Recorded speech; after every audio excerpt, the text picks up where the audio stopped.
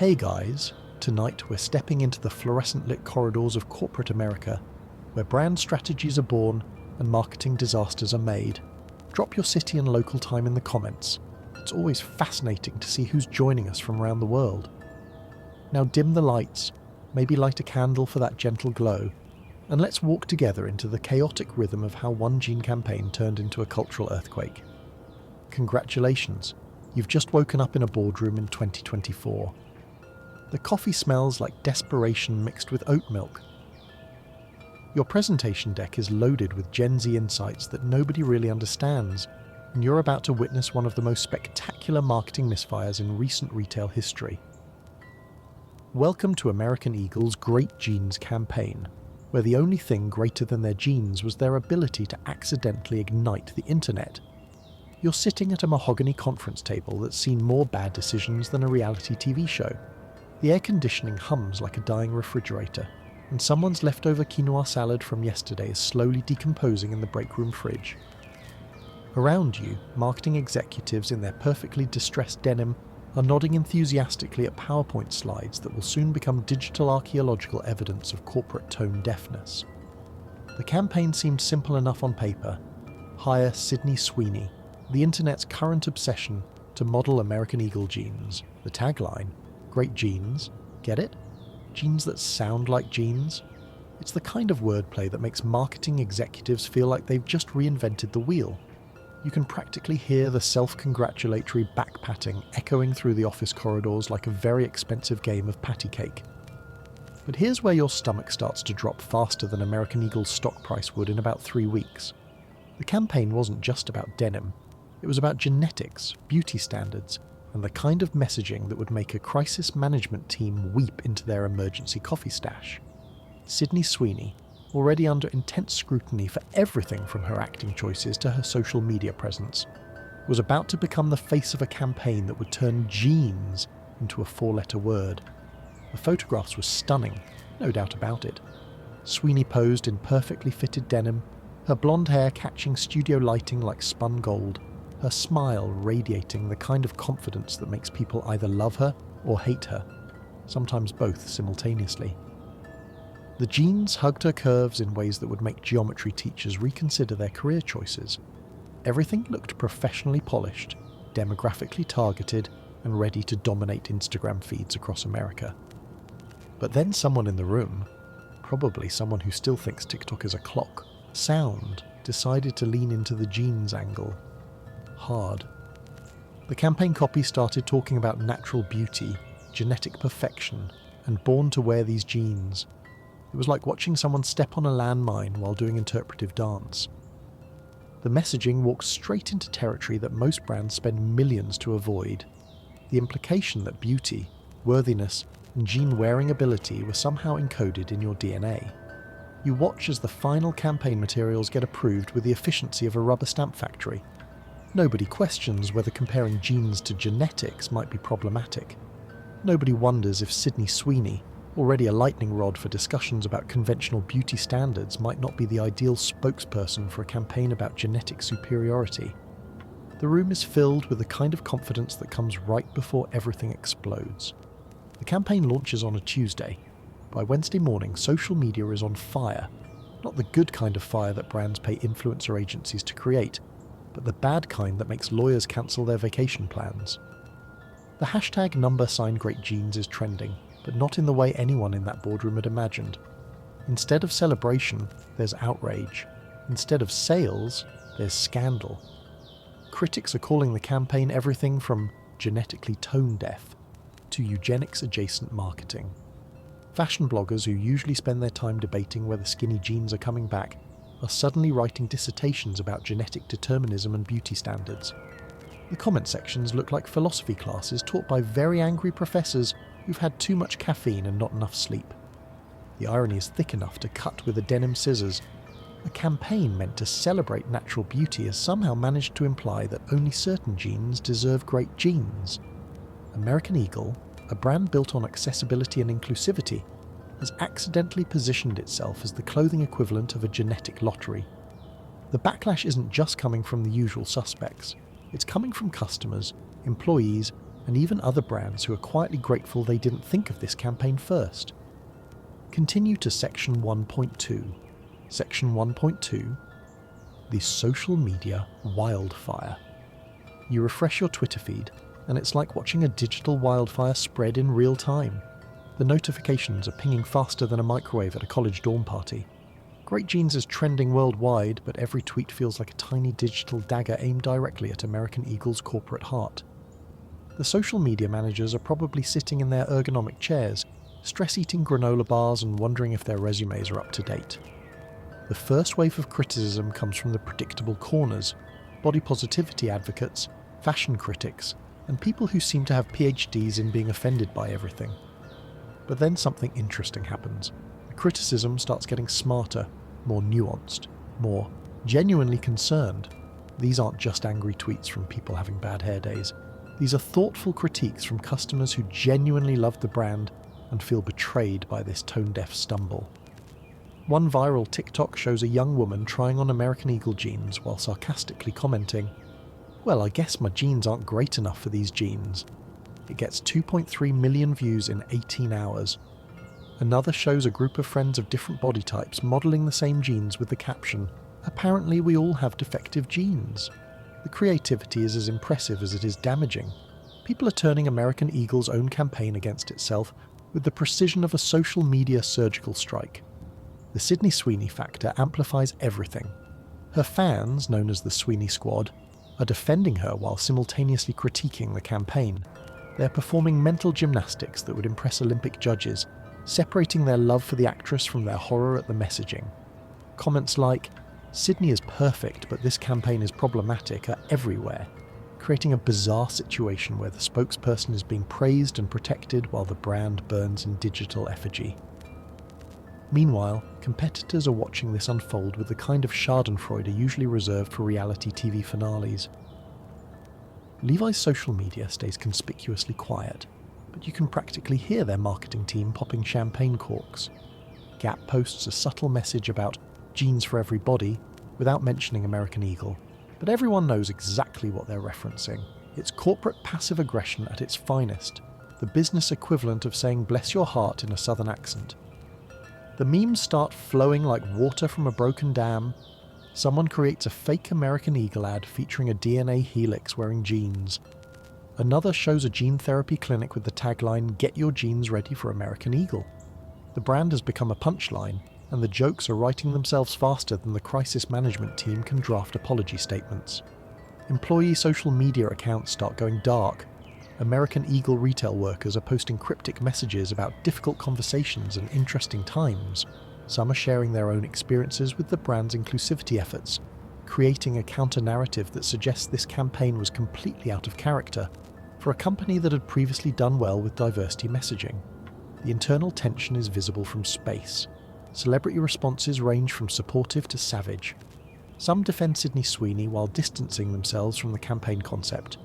Others make subtle jokes that get screenshot and shared millions of times. One particularly brutal comedian tweets, "American Eagle's new slogan, jeans so good, they'll make you question your genetic worth." It hurts because it's accurate. The beauty industry watches nervously as the conversation expands beyond jeans into broader questions about genetic beauty standards. Cosmetics companies that have spent years carefully crafting inclusive messaging are quietly reviewing their own campaigns, making sure nothing could be interpreted as genetically deterministic. The ripple effects are spreading far beyond denim.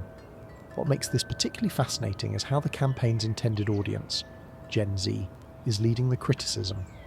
This is a generation that grew up with participation trophies and body positivity messaging. They're not buying the idea that their genes determine their gene-wearing worthiness. They're deconstructing the campaign with the analytical skills of graduate students and the communication tools of digital natives. It's like watching a masterclass in how not to market to people who grew up on the internet. The speed of the backlash is breathtaking. Within 48 hours, the campaign has gone from launch to liability. The digital archaeologists are already preserving screenshots, knowing this will become a case study in business schools for years to come. You're witnessing history in the making, the kind of corporate disaster that gets its own Wikipedia page and multiple documentary treatments. Continue to Section 1.3. Section 1.3. The Corporate Damage Control Circus. You're now watching the corporate equivalent of a fire drill, except the building is actually on fire and everyone's running around with gasoline instead of water. American Eagle's crisis management team has been activated with the urgency of a nuclear response unit. Except instead of preventing global catastrophe, they're trying to stop a gene campaign from ending careers and tanking stock prices. The first emergency meeting happens at 6 a.m. on a Thursday. The conference room smells like panic and burnt coffee. Someone stress-ordered 17 dozen donuts, as if sugar could somehow cushion the impact of this marketing meteorite.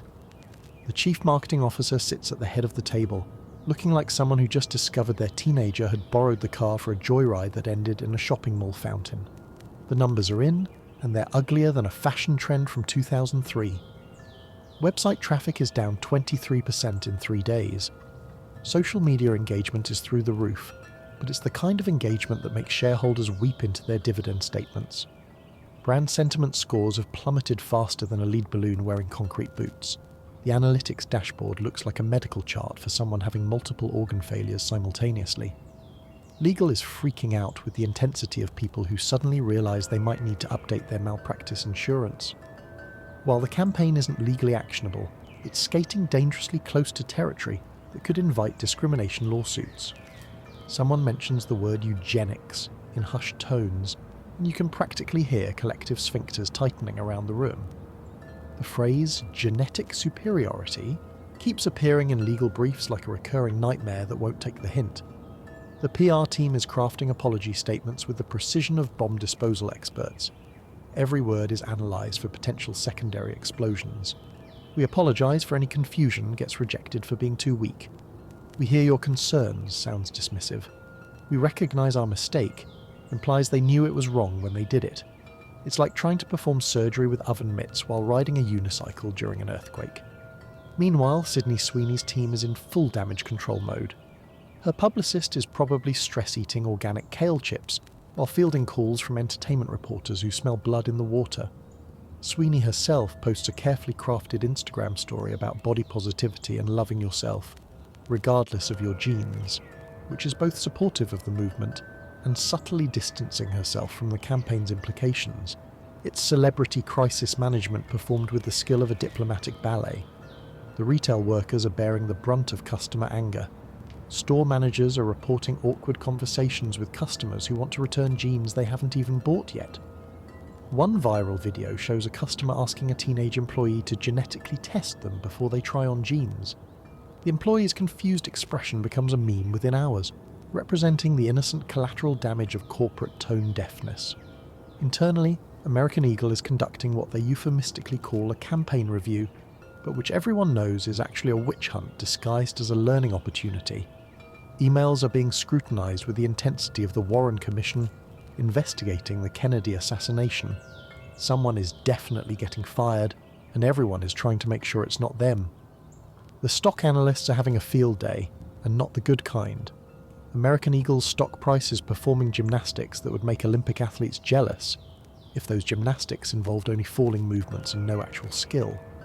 Financial reporters are using phrases like brand value erosion and consumer confidence collapse, with the enthusiasm of people who finally get to use their economics degrees for something dramatic. Competitor brands are carefully distancing themselves while secretly celebrating. The American Eagle crisis is sucking up all the negative attention, creating a perfect environment for other brands to launch their own campaigns without fear of scrutiny. It's like being the second ugliest person at an ugly contest. Suddenly, you look pretty good by comparison. The advertising agency that created the campaign is in its own crisis mode. Account managers are updating their LinkedIn profiles while trying to figure out how to spin created viral campaign in a way that doesn't sound like accidentally set client's brand on fire. The creative team is probably questioning their life choices and wondering if their parents were right about them becoming accountants instead. What's particularly painful for American Eagle is that this campaign was supposed to be their big comeback moment. After years of struggling with relevance and competition from direct-to-consumer brands, they thought Sydney Sweeney and a clever wordplay campaign would restore their cultural cachet. Instead, they've managed to make themselves the poster child for everything wrong with beauty marketing in 2024. It's like trying to make a grand entrance and accidentally walking into a glass door. Painful, public, and impossible to pretend didn't happen. The cleanup is going to take months, possibly years. This isn't just a bad campaign. It's a brand integrity crisis that will require fundamental changes to their marketing approach, diversity initiatives, and corporate messaging. They're not just apologising for a campaign, they're apologising for accidentally revealing something ugly about how they think about their customers. And in the age of social media, that kind of revelation doesn't just go away. It becomes part of your brand's permanent record. Retail Brothers and the Great Mall Gamble. You're standing in a strip mall in 1977, breathing air that smells like cigarette smoke, polyester dreams, and the faint optimism of small business ownership. The carpet beneath your feet is that special shade of brown that was somehow considered fashionable before people realised brown carpet was visual depression made textile. Around you, the future of American retail is being born in the most unremarkable way possible. Two brothers with a dream, a small loan, and absolutely no idea they're about to create a brand that will someday make genetics jokes that offend the entire internet. Meet Jerry and Mark Silverman, the retail equivalent of those people who accidentally invent something world-changing while trying to fix their garage door. Jerry, the older brother, has the kind of moustache that screams, "I understand business" in 1977, but would get him mistaken for a craft beer enthusiast in 2024. Mark, younger and arguably more optimistic, has the expression of someone who believes hard work and good intentions can overcome market research and focus groups. Their first store isn't called American Eagle, it's called Retail Ventures, which sounds like the kind of name generated by a computer that only knows 3 business words. The location is Novi, Michigan, a suburb that exists in that special category of places that are definitely somewhere, but not quite anywhere.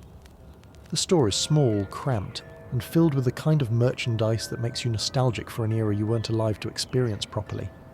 The brothers aren't fashion visionaries, they're opportunists in the best possible way. They've noticed that shopping malls are becoming the new town squares, places where teenagers congregate like well-dressed tribal, gatherings centred around Orange Julius stands and the hypnotic glow of arcade games. Jerry and Mark understand something fundamental about American retail. If you build it in a mall, they will come, especially if they are young people with allowances and part-time job paychecks burning holes in their pockets. Their merchandise strategy is beautifully simple. Sell clothes that young people want to wear, at prices young people can afford in places where young people already spend time. It's not rocket science, but in 1977, it's revolutionary in its obviousness. Most retailers are still trying to sell teenage clothes that look like miniature adult clothes, as if teenagers were just defective grown-ups who needed fixing through proper attire. The Silverman brothers take a different approach. They stock their shelves with brands like Wrangler, Lee, and various other denim companies that understand the teenage body's relationship with comfort and rebellion. They carry t-shirts with sayings that would make parents roll their eyes, but teenagers reach for their wallets. The store becomes a carefully curated collection of clothes your parents wouldn't buy you, mixed with clothes you can afford with your McDonald's paycheck. But here's where things get interesting in that slow-motion train wreck way that defines most retail origin stories.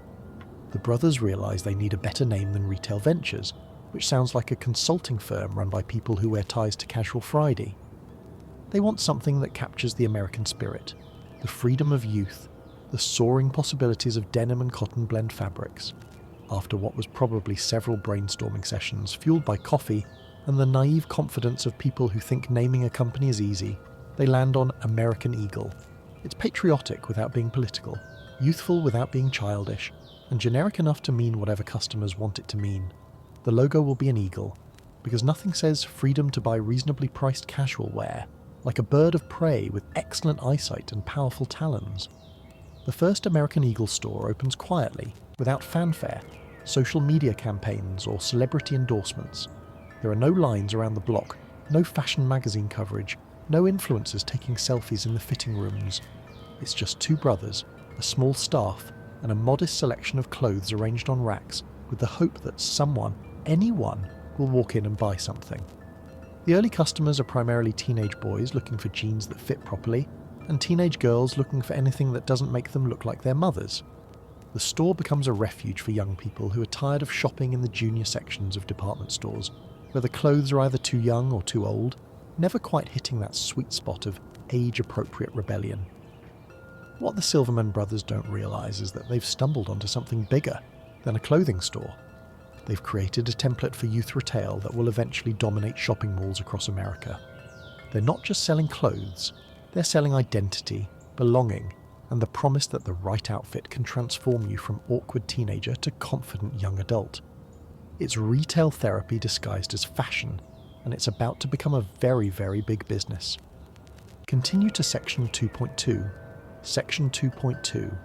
The Mall Expansion Wars. You're now witnessing the retail equivalent of Manifest Destiny, except instead of covered wagons and prairie landscapes, it's shopping carts and food court acoustics. The year is 1980, and American Eagle is spreading across suburban America with the determination of kudzu vine and twice the commercial appeal. The Silverman brothers have discovered something magical. Teenagers have money, malls have foot traffic, and the combination creates a retail ecosystem more sustainable than most rainforests. The expansion strategy is elegantly simple, in that way that makes business school professors weep with joy. Find a mall, preferably one with a hot dog on a stick and at least 3 stores selling things teenagers don't need but desperately want. Secure a lease between the Spencer's Gifts, where teenagers buy inappropriate t-shirts, and the KB Toys, where those same teenagers used to shop, before they discovered the opposite sex. Stock the store with carefully curated casual wear that screams, "I'm young, I'm free, and I have a part-time job at the movie theatre." The mall culture of the early 1980s is something anthropologists will study for decades. Shopping centres have become more than retail spaces. They're social ecosystems where teenagers migrate after school like well-dressed migratory birds, seeking the perfect combination of air conditioning, Orange Julius, and opportunities to awkwardly flirt while pretending to shop for things they can't afford. American Eagle positions itself perfectly within this ecosystem. They're not trying to be the coolest store in the mall, that's probably Chess King or the Brass Buckle, stores that will be forgotten faster than last season's hairstyles. Instead, American Eagle is becoming the most reliable store, the place where you know you'll find something that fits, something that's affordable, and something that won't make you look like you're trying too hard or not trying at all. The merchandise mix evolves with the speed of teenage attention spans. Graphic t-shirts featuring bands nobody's parents have heard of sit next to polo shirts in colours that would make interior decorators question their life choices. Jeans are arranged by size and style with the precision of a library catalogue, because finding jeans that fit properly is the holy grail of teenage existence. Existence, more coveted than good grades, and less complicated than romantic relationships. Jerry Silverman spends his days driving between malls like a retail nomad, checking inventory, observing customer behaviour, and trying to predict what teenagers will want to wear before they know they want to wear it. It's part science, part art, and part gambling, with the stakes being measured in quarterly sales figures and lease renewals. He's becoming an expert in teenage psychology without realising it, learning to read the subtle signs of shifting fashion preferences, like a meteorologist tracking storm fronts.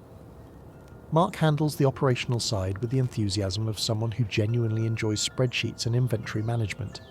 He's developing systems for everything: how to arrange stores for maximum browsing efficiency, how to train sales associates to be helpful without being pushy, how to balance inventory so stores never run out of popular sizes, while avoiding warehouses full of extra-large purple sweaters that nobody wants.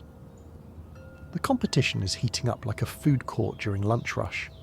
The Limited is targeting young professional women. The Gap is going after the preppy college crowd. Contempo Casuals is chasing the fashion-forward teenager with more money than sense. American Eagle carves out its niche by being aggressively normal. Clothes for regular teenagers with regular budgets who want to look good without looking like they're trying to be something they're not. The store layouts become templates replicated across America with the precision of fast food restaurants. Enter through the front, hit the graphic tees, migrate toward the jeans wall, the store's crown jewel, browse the accessories, maybe try something on, hopefully buy something. The fitting rooms are strategically placed to maximize the awkward encounter possibilities that drive teenage shopping behavior. By 1985, American Eagle has dozens of locations across the Midwest, each one a small monument to the purchasing power of American teenagers and the retail genius of placing denim displays near natural lighting. The brand is becoming synonymous with casual comfort, the clothing equivalent of a reliable friend who never makes you feel bad about your fashion choices. The success creates new problems. How do you maintain quality control across multiple locations? How do you keep the brand identity consistent when you're dealing with teenage employees who view folding clothes as an art form best expressed through creative interpretation? How do you scale intimacy, that feeling of shopping at a store that gets you, across dozens of locations staffed by people who are still figuring out their own identities? These are good problems to have, the kind of challenges that come with success rather than failure. The Silverman brothers are learning that growing a retail brand is like raising a child. You provide guidance and support, but ultimately the brand has to develop its own personality and find its own way in the world. American Eagle is becoming less of a store and more of a lifestyle, one reasonably priced casual outfit at a time. Continue to Section 2.3, Section 2.3, the Denim Democracy Revolution. You're standing in an American Eagle store circa 1987, surrounded by the democratic revolution of denim, a textile uprising where every teenager, regardless of social status, body type, or Saturday morning cartoon preferences, can find jeans that make them feel like they belong in their own skin. The air smells like new cotton, teenage ambition, and the faint residue of mulled pretzel grease that somehow permeates every surface within 100 yards of an Auntie Anne's. This is the moment when American Eagle discovers its superpower, making jeans shopping less traumatic than geometry class. Before this, buying jeans was like medieval torture disguised as retail therapy. You'd wander department stores, hunting through racks organised by some mysterious system that only made sense to people with degrees in library science and seasonal affective disorder. Sizes were suggestions rather than measurements. Fits were described with terms like relaxed and boot cut that meant nothing to anyone under the age of 30. The American Eagle jean wall changes everything. Picture it.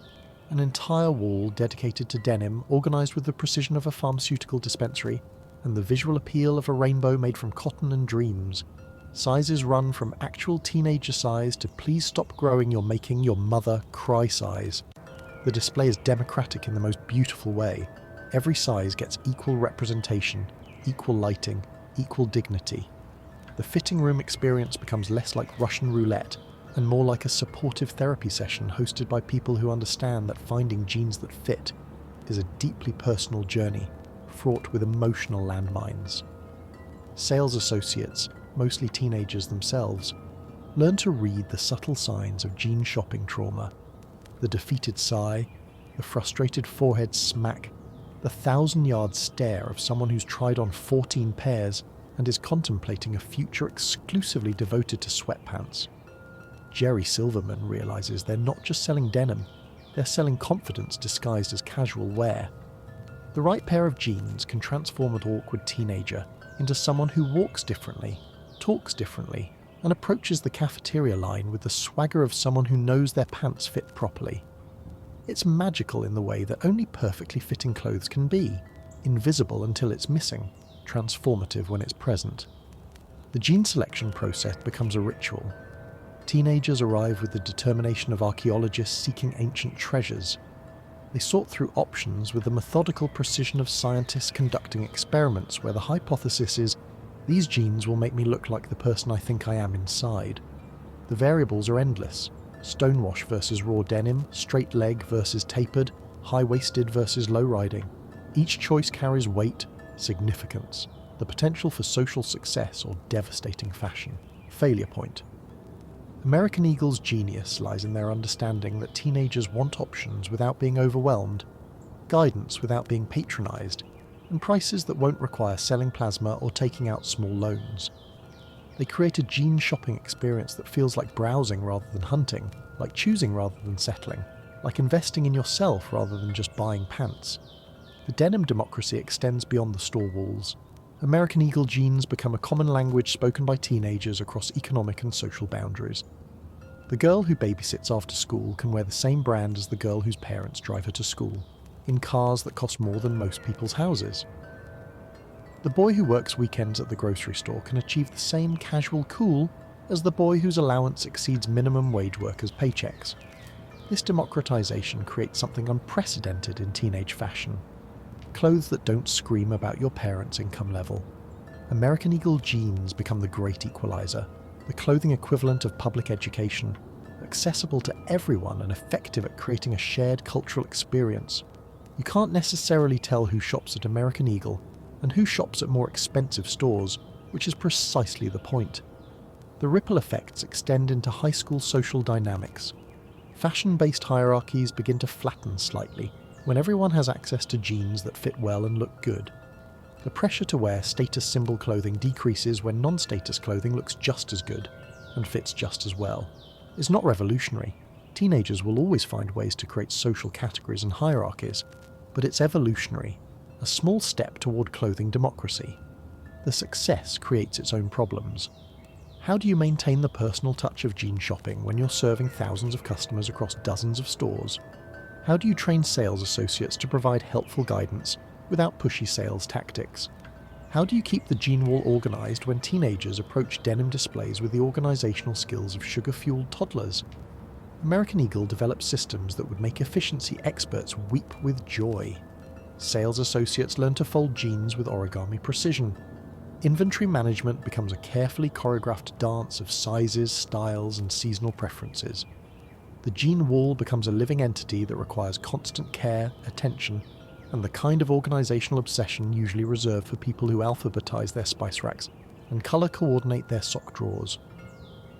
By the end of the 1980s, American Eagle is transformed from a small retail venture into the clothing equivalent of a public utility, essential, reliable, and somehow both ubiquitous and appreciated.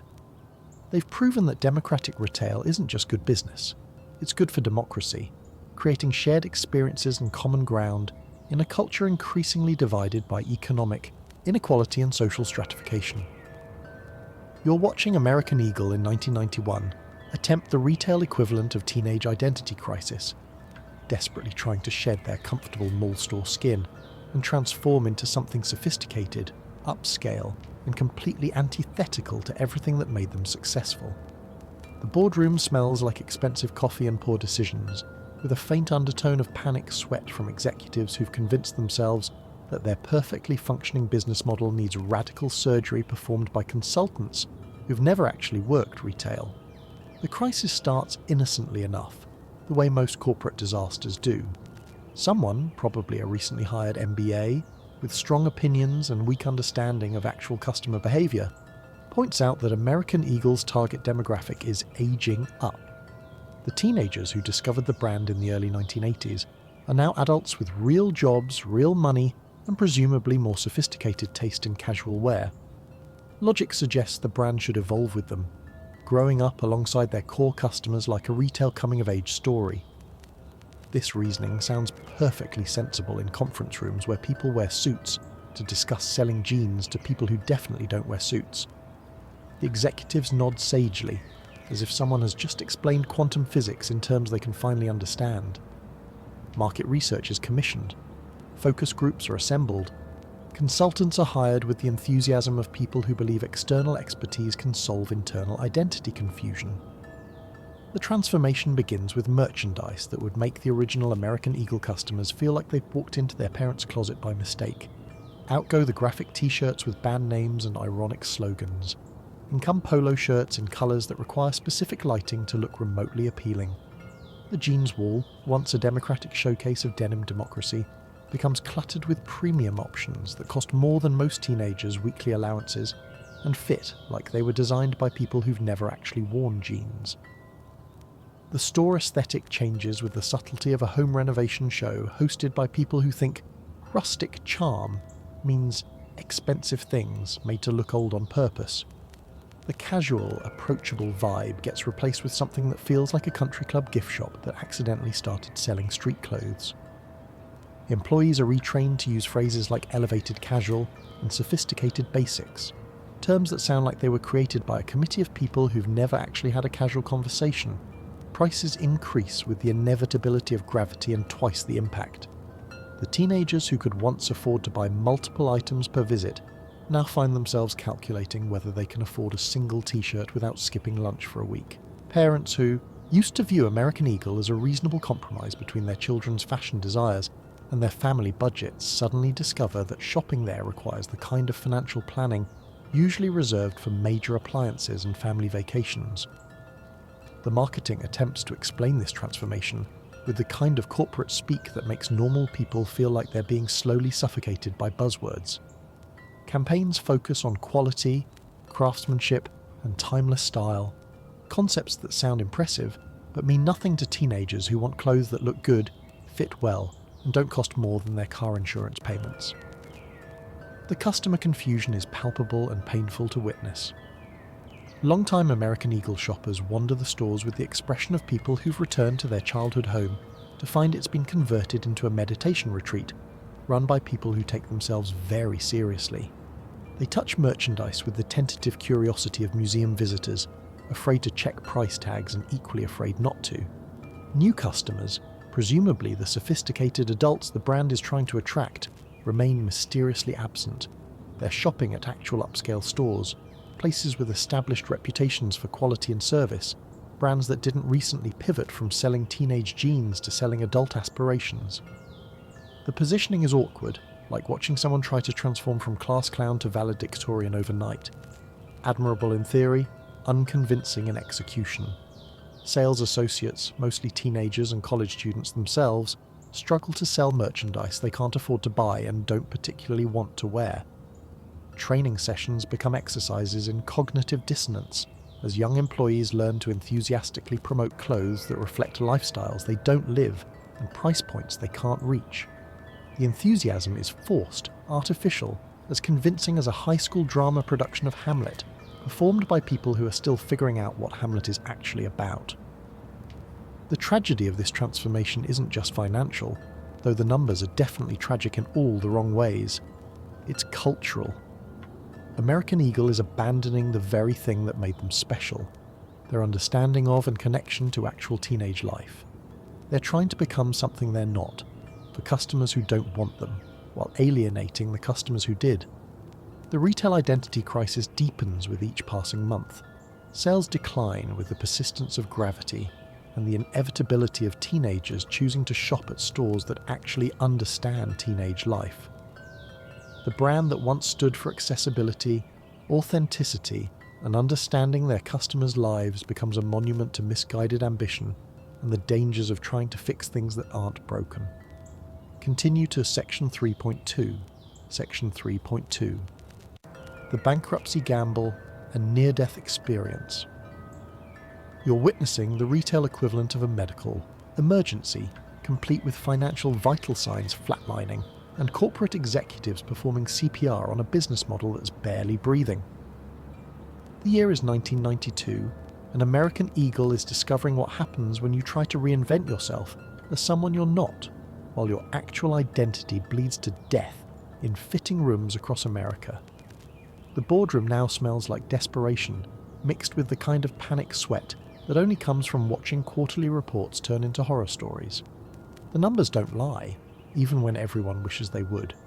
Sales have dropped faster than a teenager's attention span during a lecture about the importance of proper posture.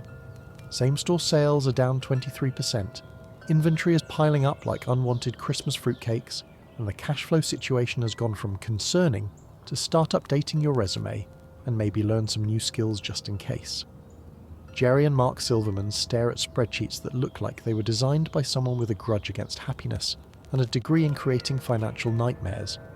The preppy transformation that was supposed to elevate the brand has instead elevated it straight off a cliff and into the retail valley of death, where good intentions go to die alongside overpriced polo shirts that nobody wanted to buy in the first place. The crisis meetings happen daily now, sometimes twice daily, with the frequency of group therapy sessions and roughly the same level of emotional breakdown. Executives who once congratulated themselves on their sophisticated retail vision are now trying to figure out how to explain to investors that their brilliant strategy has resulted in the kind of business performance usually associated with companies that accidentally set their own warehouses on fire. Bankruptcy isn't just a possibility anymore. It's looming like a deadline nobody wants to acknowledge, but everyone knows is approaching. The company that once expanded with the confidence of teenagers spending their parents' money is now contracting with the speed of those same teenagers trying to return to their rooms after missing curfew. Stores are closing, employees are being laid off, and the American eagle that once soared majestically over mall food courts is now performing the kind of death spiral usually reserved for nature documentaries about predator birds who forgot how to hunt. The inventory situation is particularly painful. Warehouses are filled with premium casual wear that appeals to a demographic that apparently exists only in market research reports and the imaginations of consultants who charge by the hour to provide advice that sounds impressive but works about as well as a chocolate teapot. The expensive polo shirts sit like sartorial accusations, each one representing a decision to abandon reliable customers for hypothetical ones. Emergency meetings with creditors have the atmosphere of medieval tribunals, except instead of deciding someone's fate based on whether they float, when thrown in a river, they're deciding it based on cash flow projections and debt-to-equity ratios. The conversations are conducted in the kind of hushed tones usually reserved for discussing terminal illnesses and the possibility that your favourite restaurant might be closing permanently. The media coverage is brutal with the efficiency of teenagers spreading gossip about their least favourite teacher. Business journalists who usually cover retail with the enthusiasm of people discussing tax policy suddenly perk up when they smell corporate blood in the water. Headlines about American eagle struggles appear with the frequency of weather reports, and roughly the same level of optimism people feel when checking the forecast during tornado season. Mall landlords, who once courted American eagle like prom dates, are now treating them like tenants who might skip out on rent while leaving behind nothing but empty hangars and broken dreams. Lease negotiations have the warmth of Arctic expeditions and roughly the same survival rate. The brand that once anchored mall corridors is now being viewed as a liability, the retail equivalent of that friend who always promises to pay you back, but somehow never quite gets around to it.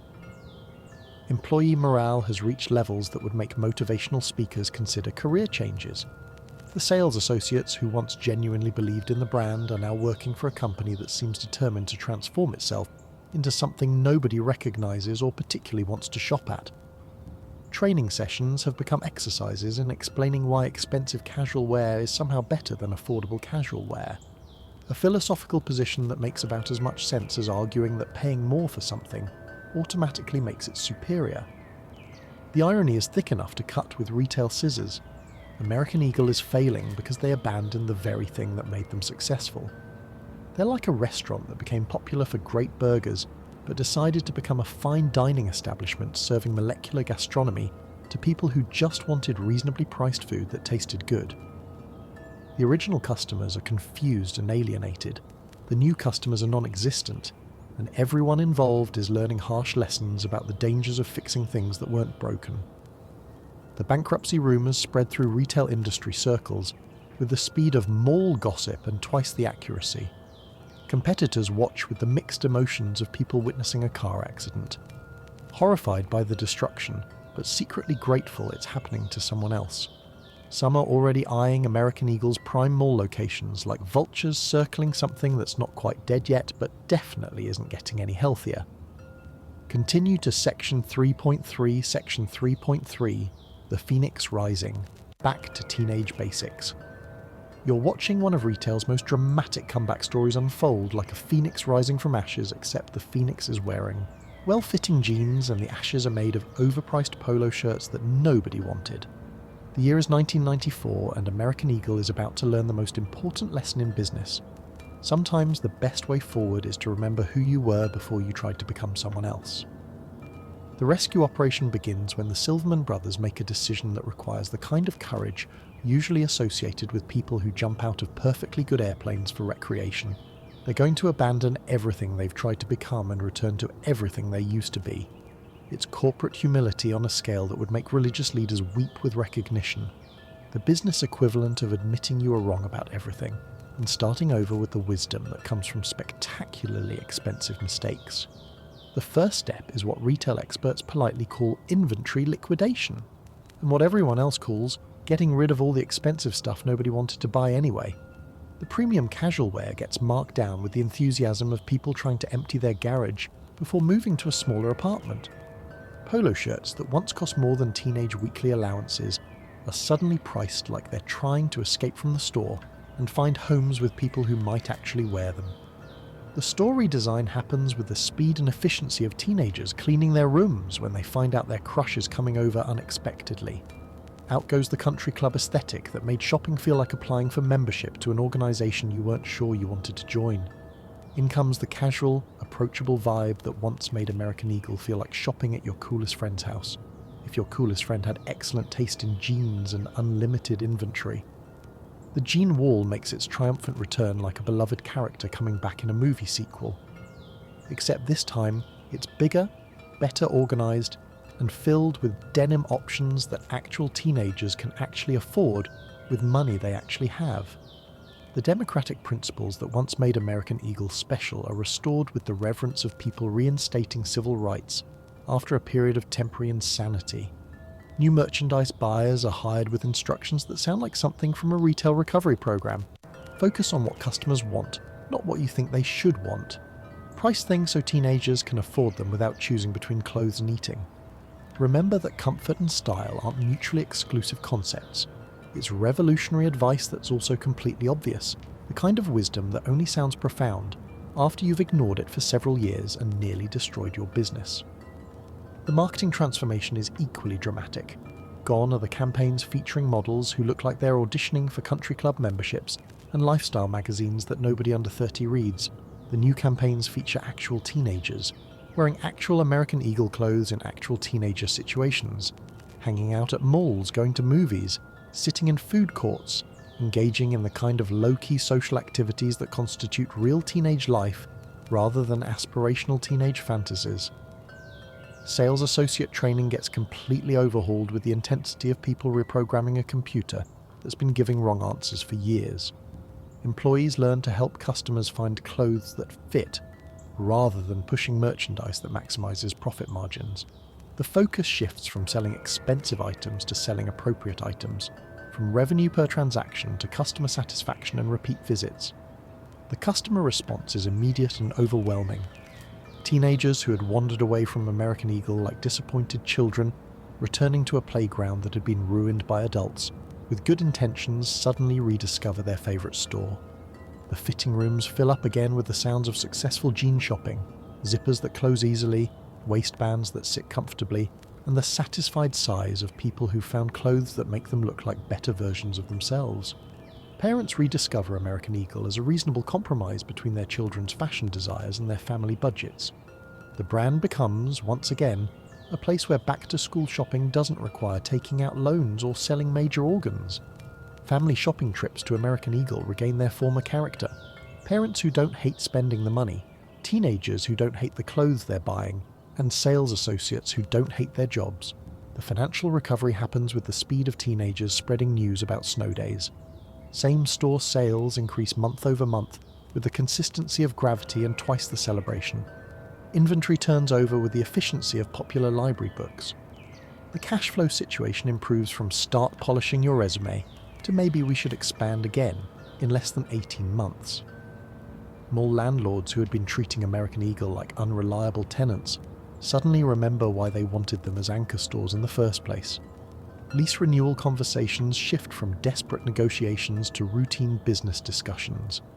The brand regains its status as a mall traffic driver, the kind of store that brings teenagers to shopping centres where they'll also buy smoothies, earrings, and various other items that keep malls economically viable.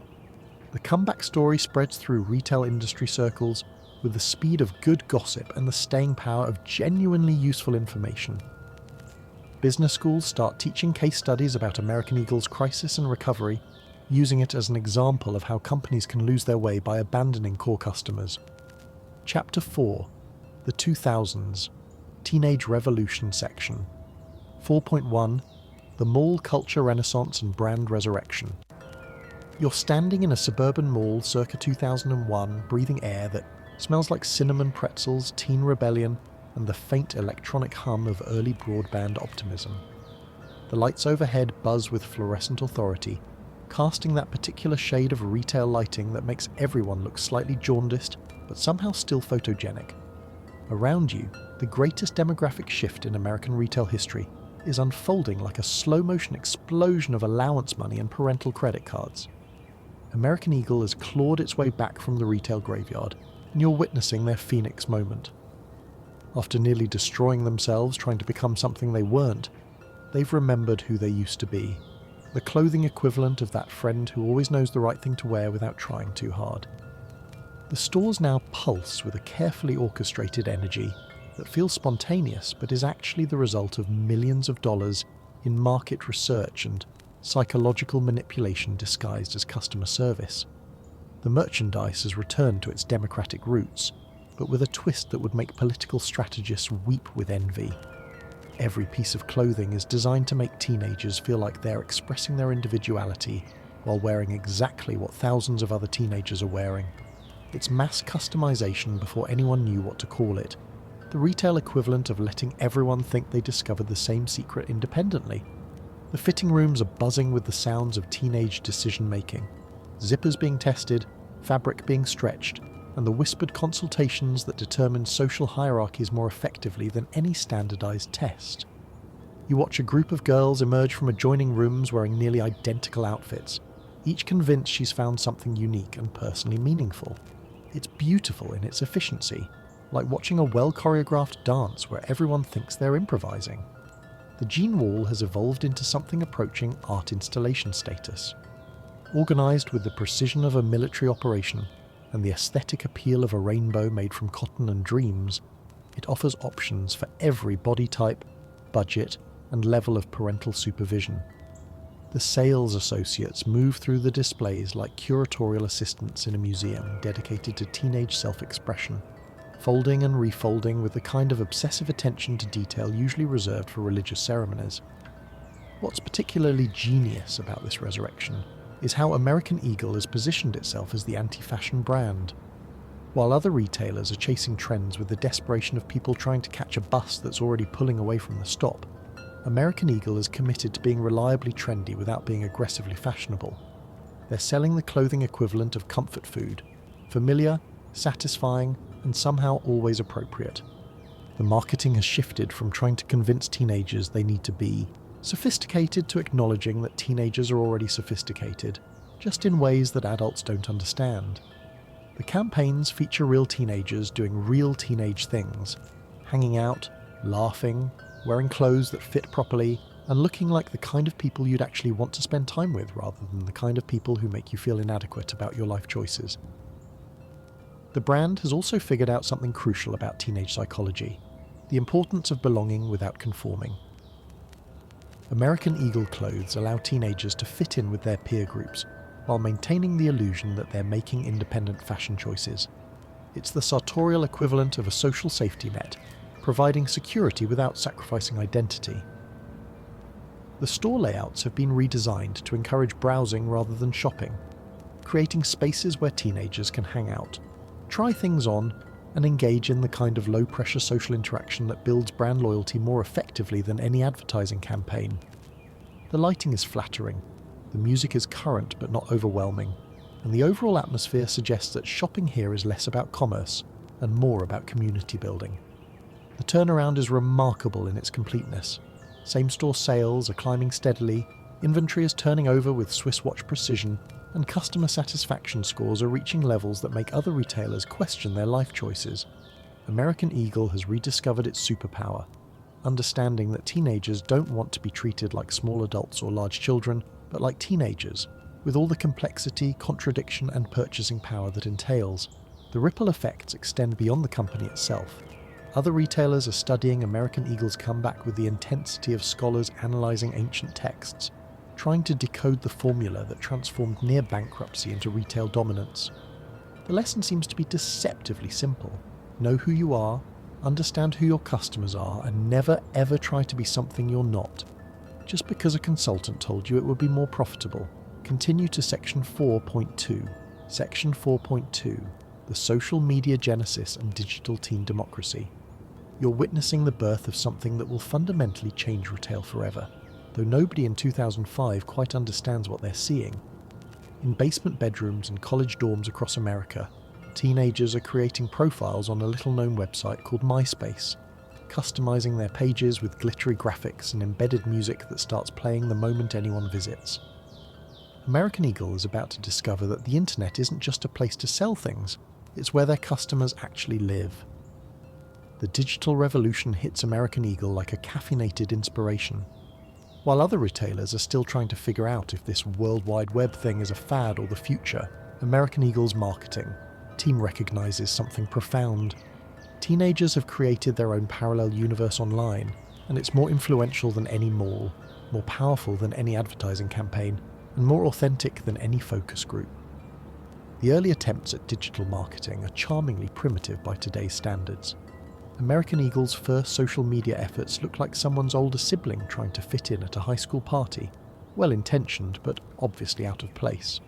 The brand posts photos of their clothes arranged on beds and draped over furniture, as if teenagers are going to get excited about seeing jeans displayed on someone's grandmother's comforter.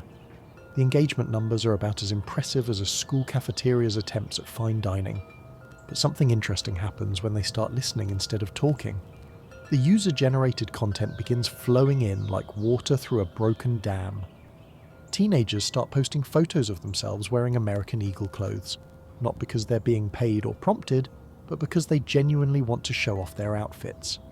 The brand becomes a hashtag before hashtags are even a thing, a way for young people to signal their membership in a tribe that values accessibility, authenticity, and looking good without trying too hard. The comment sections become focus groups that never end. Customers provide feedback with the brutal honesty that only teenagers can deliver. These jeans make my butt look amazing, but the pockets are too small for my phone.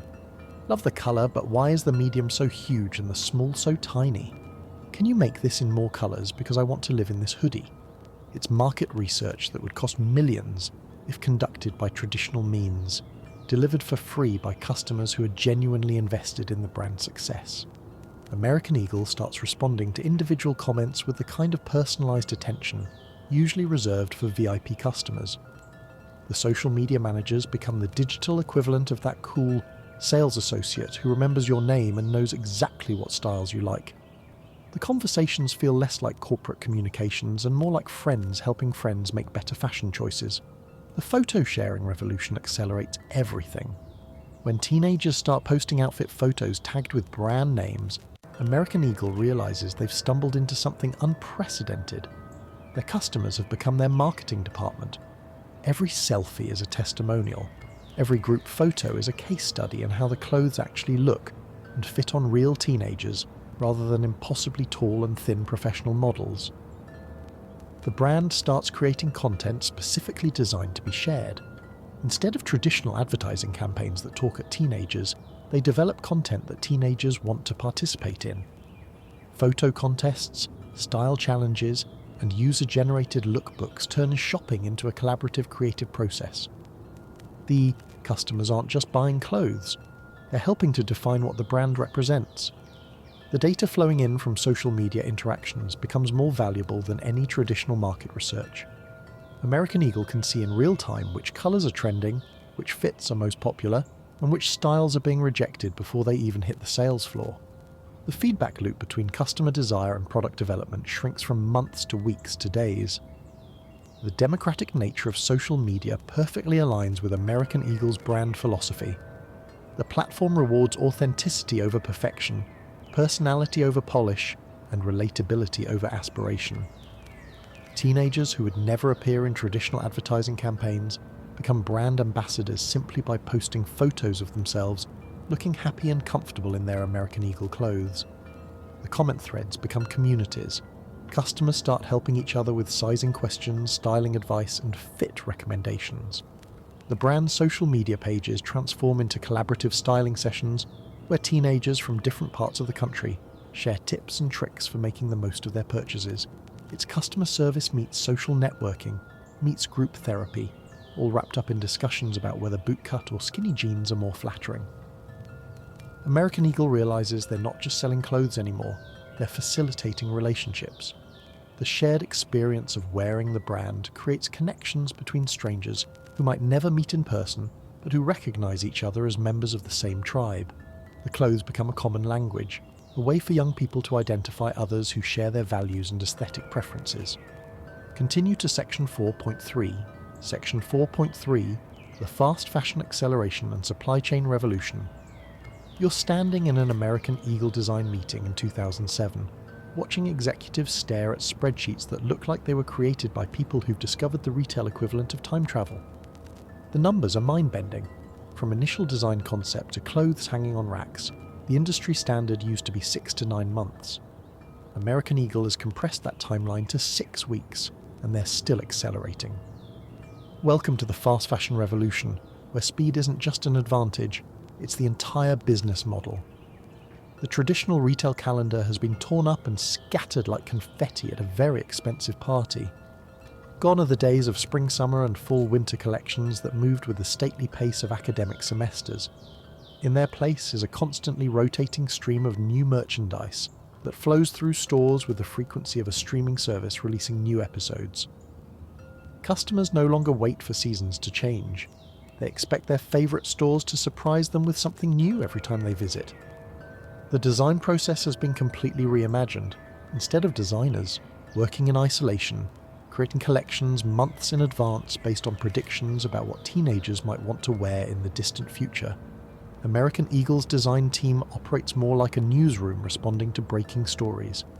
Social media trends that emerge on Monday are being translated into wearable prototypes by Wednesday, and if the early customer feedback is positive, full production runs are greenlit by Friday. The supply chain has become a marvel of logistical engineering that would make Amazon's fulfillment centers seem quaint by comparison. Fabric mills that used to operate on quarterly cycles are now producing materials on demand. Manufacturing facilities that once required weeks of lead time are turning around completed garments in days.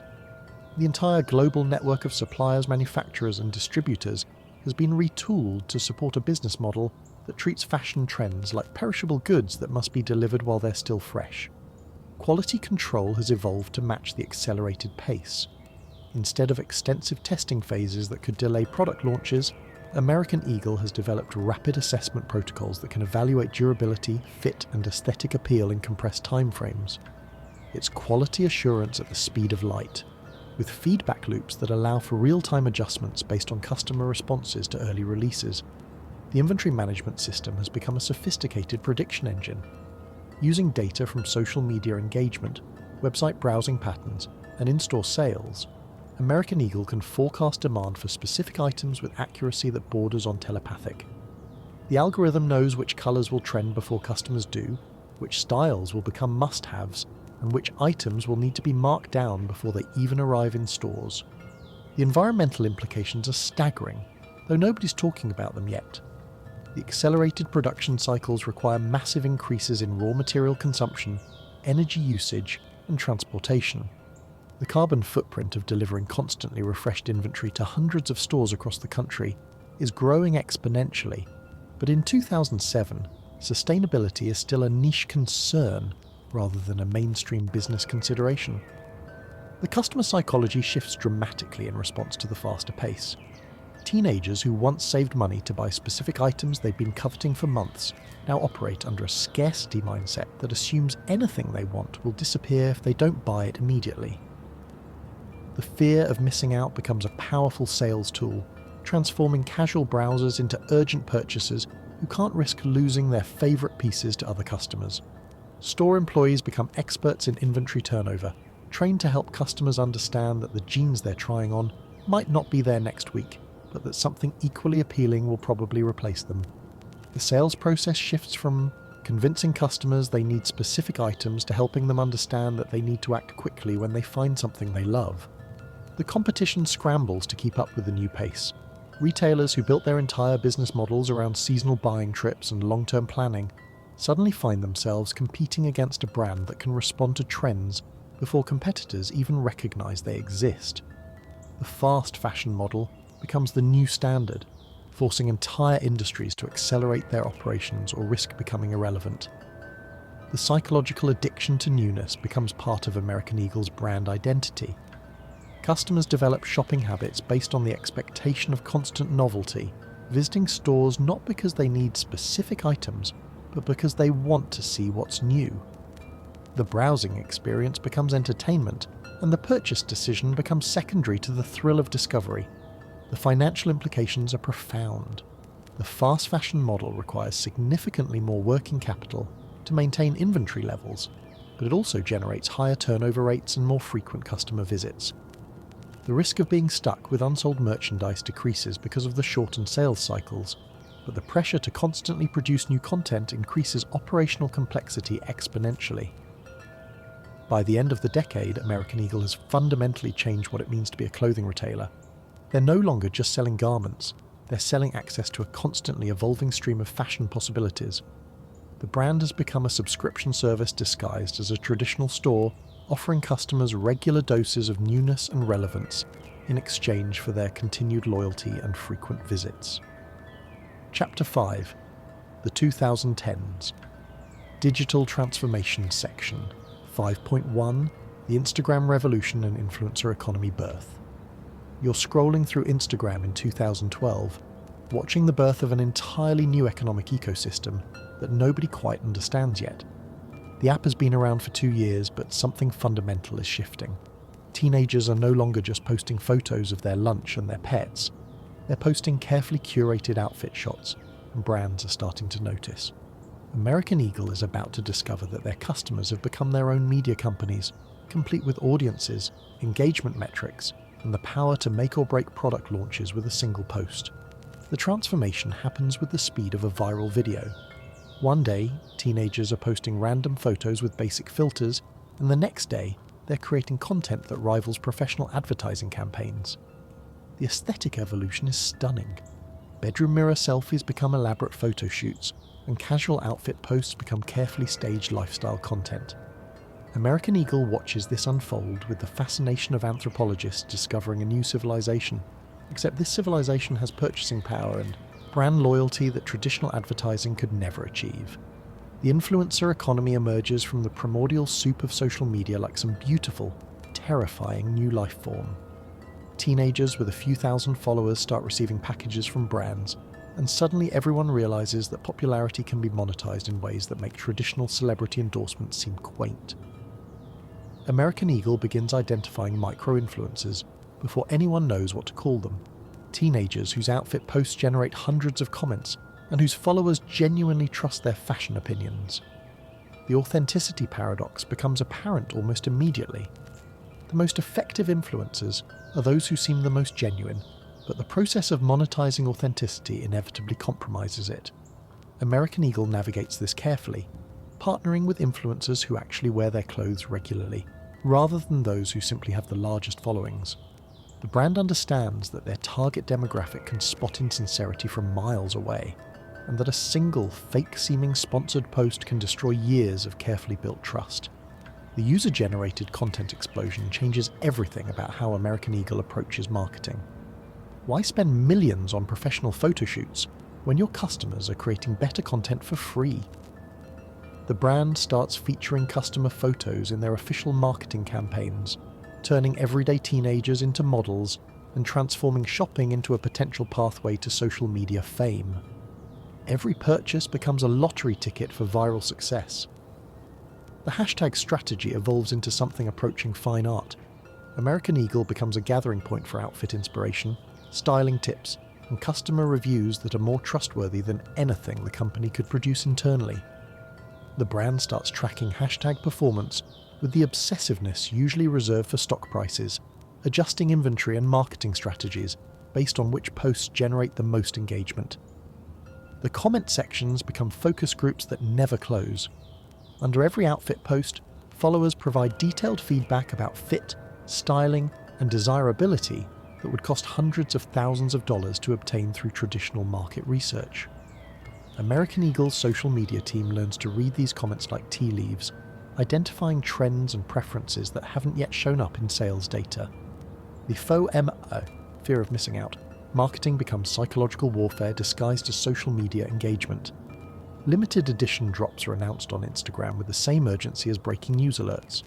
Customers who see their favourite influencers wearing new pieces rush to stores or websites, creating artificial scarcity that drives sales and reinforces the brand's desirability. The shopping experience becomes gamified, with social media serving as both the playing field and the scoreboard. The styling inspiration ecosystem develops its own complex economy.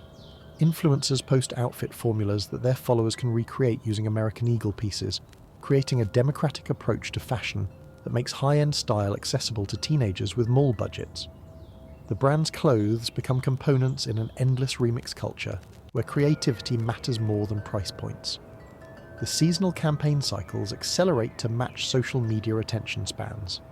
Instead of launching major campaigns twice a year, American Eagle starts treating every month like a mini-season, with new themes, new influencer partnerships, and new reasons for customers to refresh their feeds and their wardrobes. The traditional fashion calendar becomes as obsolete as dial-up internet. The data collection becomes incredibly sophisticated. Every like, comment, share, and save provides information about customer preferences that allows American Eagle to predict trends before they fully emerge. The brand can identify which colours will be popular, which styles will generate the most engagement, and which influencer partnerships will drive the most sales, all based on social media analytics. The community building aspects of Instagram create deeper brand loyalty than traditional advertising ever achieved. Customers don't just wear American Eagle clothes, they participate in an ongoing conversation about style, self-expression, and identity that happens to centre around a retail brand. The company becomes the host of a permanent party where the entertainment is shopping and the admission fee is engagement. The global reach of social media allows American Eagle to expand their influence beyond physical store locations. Customers in small towns can participate in the same fashion conversations as those in major metropolitan areas, creating a democratized style culture where geography becomes irrelevant and influence is measured in likes and follows rather than zip codes. Continue to Section 5.2. Section 5.2, the omnichannel integration and shopping experience revolution. You're experiencing something unprecedented in retail history, the complete dissolution of the boundary between online and offline shopping.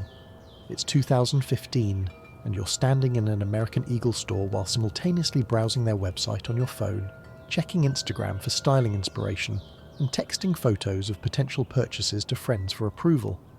This isn't multitasking. This is how shopping works now, and American Eagle has built their entire business model around understanding that their customers live in multiple digital dimensions simultaneously. The old model of retail, where physical stores and websites operated as separate entities with different inventories, pricing, and customer service standards, has collapsed like a house of cards in a hurricane. American Eagle has replaced it with something that feels more like magic. A seamlessly integrated shopping experience that follows customers across every platform, device and location they encounter throughout their daily lives. You can start shopping on Instagram, continue on your laptop, check availability on your phone, and complete the purchase in a physical store, and the system treats it as a single, continuous conversation rather than 4 separate interactions. The inventory management system has evolved into something that would make NASA's mission control seem simple by comparison.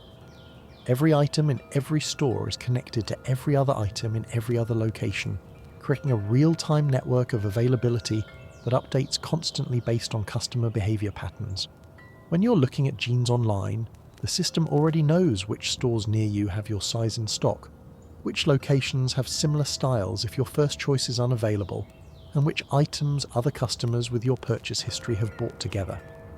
The customer service integration is so sophisticated it borders on telepathic. The sales associate helping you in the store can see your online browsing history, your previous purchases, your saved items, and your size preferences without you having to explain anything. They can access reviews from other customers who've bought the same items, check how the pieces you're considering will work with things you already own, and even place orders for items that aren't available in that particular location. It's personalised shopping at a scale that used to be reserved for millionaires with personal stylists. The fitting room experience has been completely reimagined.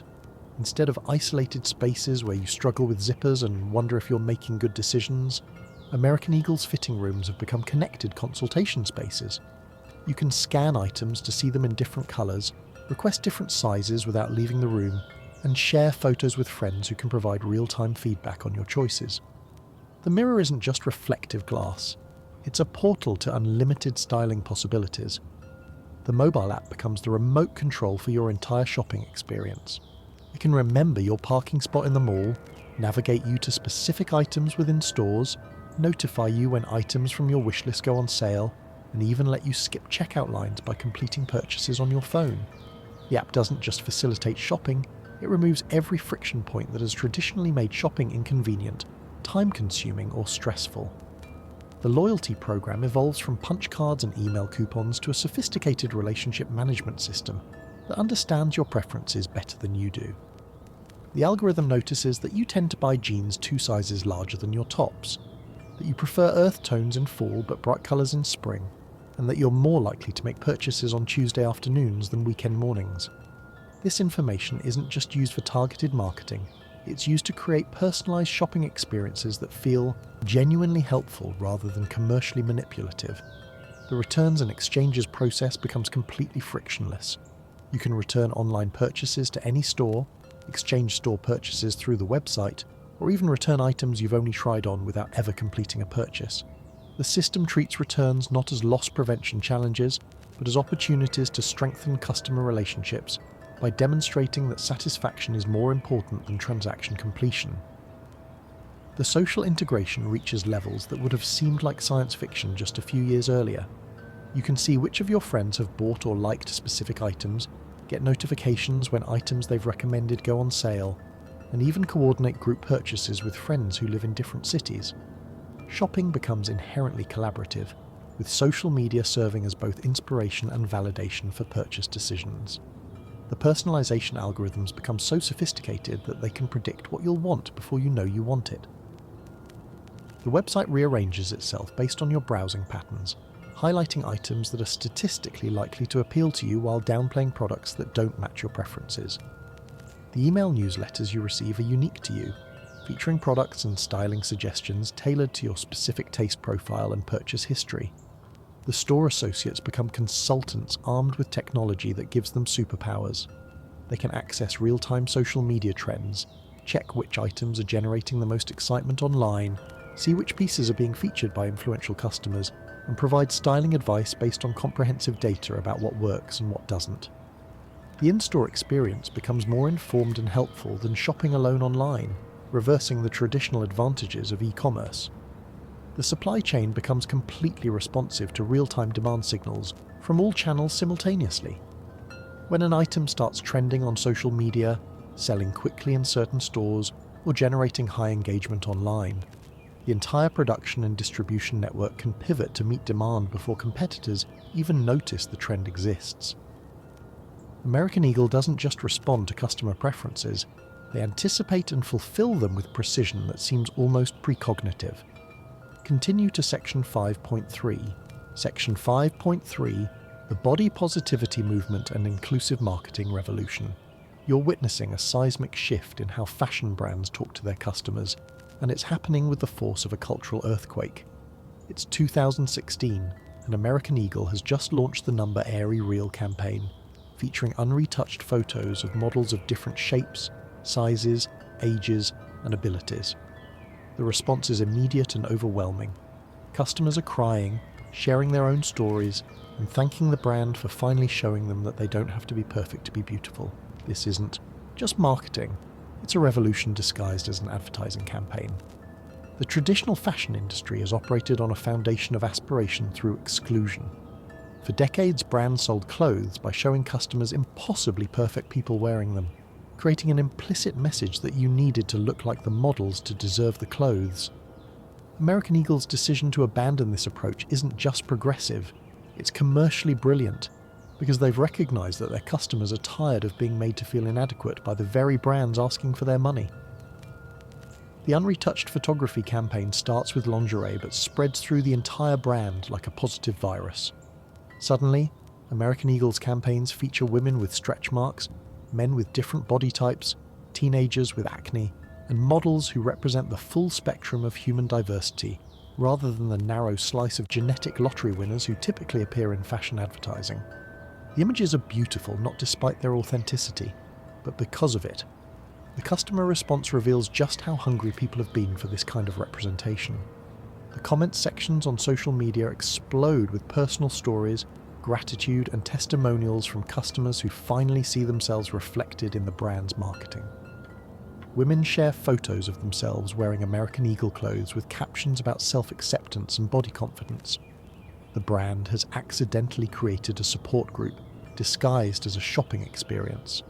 The competitor reactions range from panic to scrambling imitation.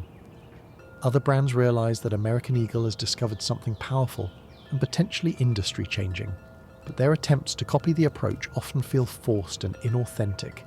You can't fake genuine inclusivity, and customers can immediately tell the difference between brands that truly embrace diversity and those that are just checking boxes to keep up with trends. The sizing strategy evolves to match the inclusive messaging. American Eagle expands their size ranges significantly, but more importantly, they start designing clothes that actually fit and flatter a variety of body types rather than simply making larger versions of clothes designed for thin people.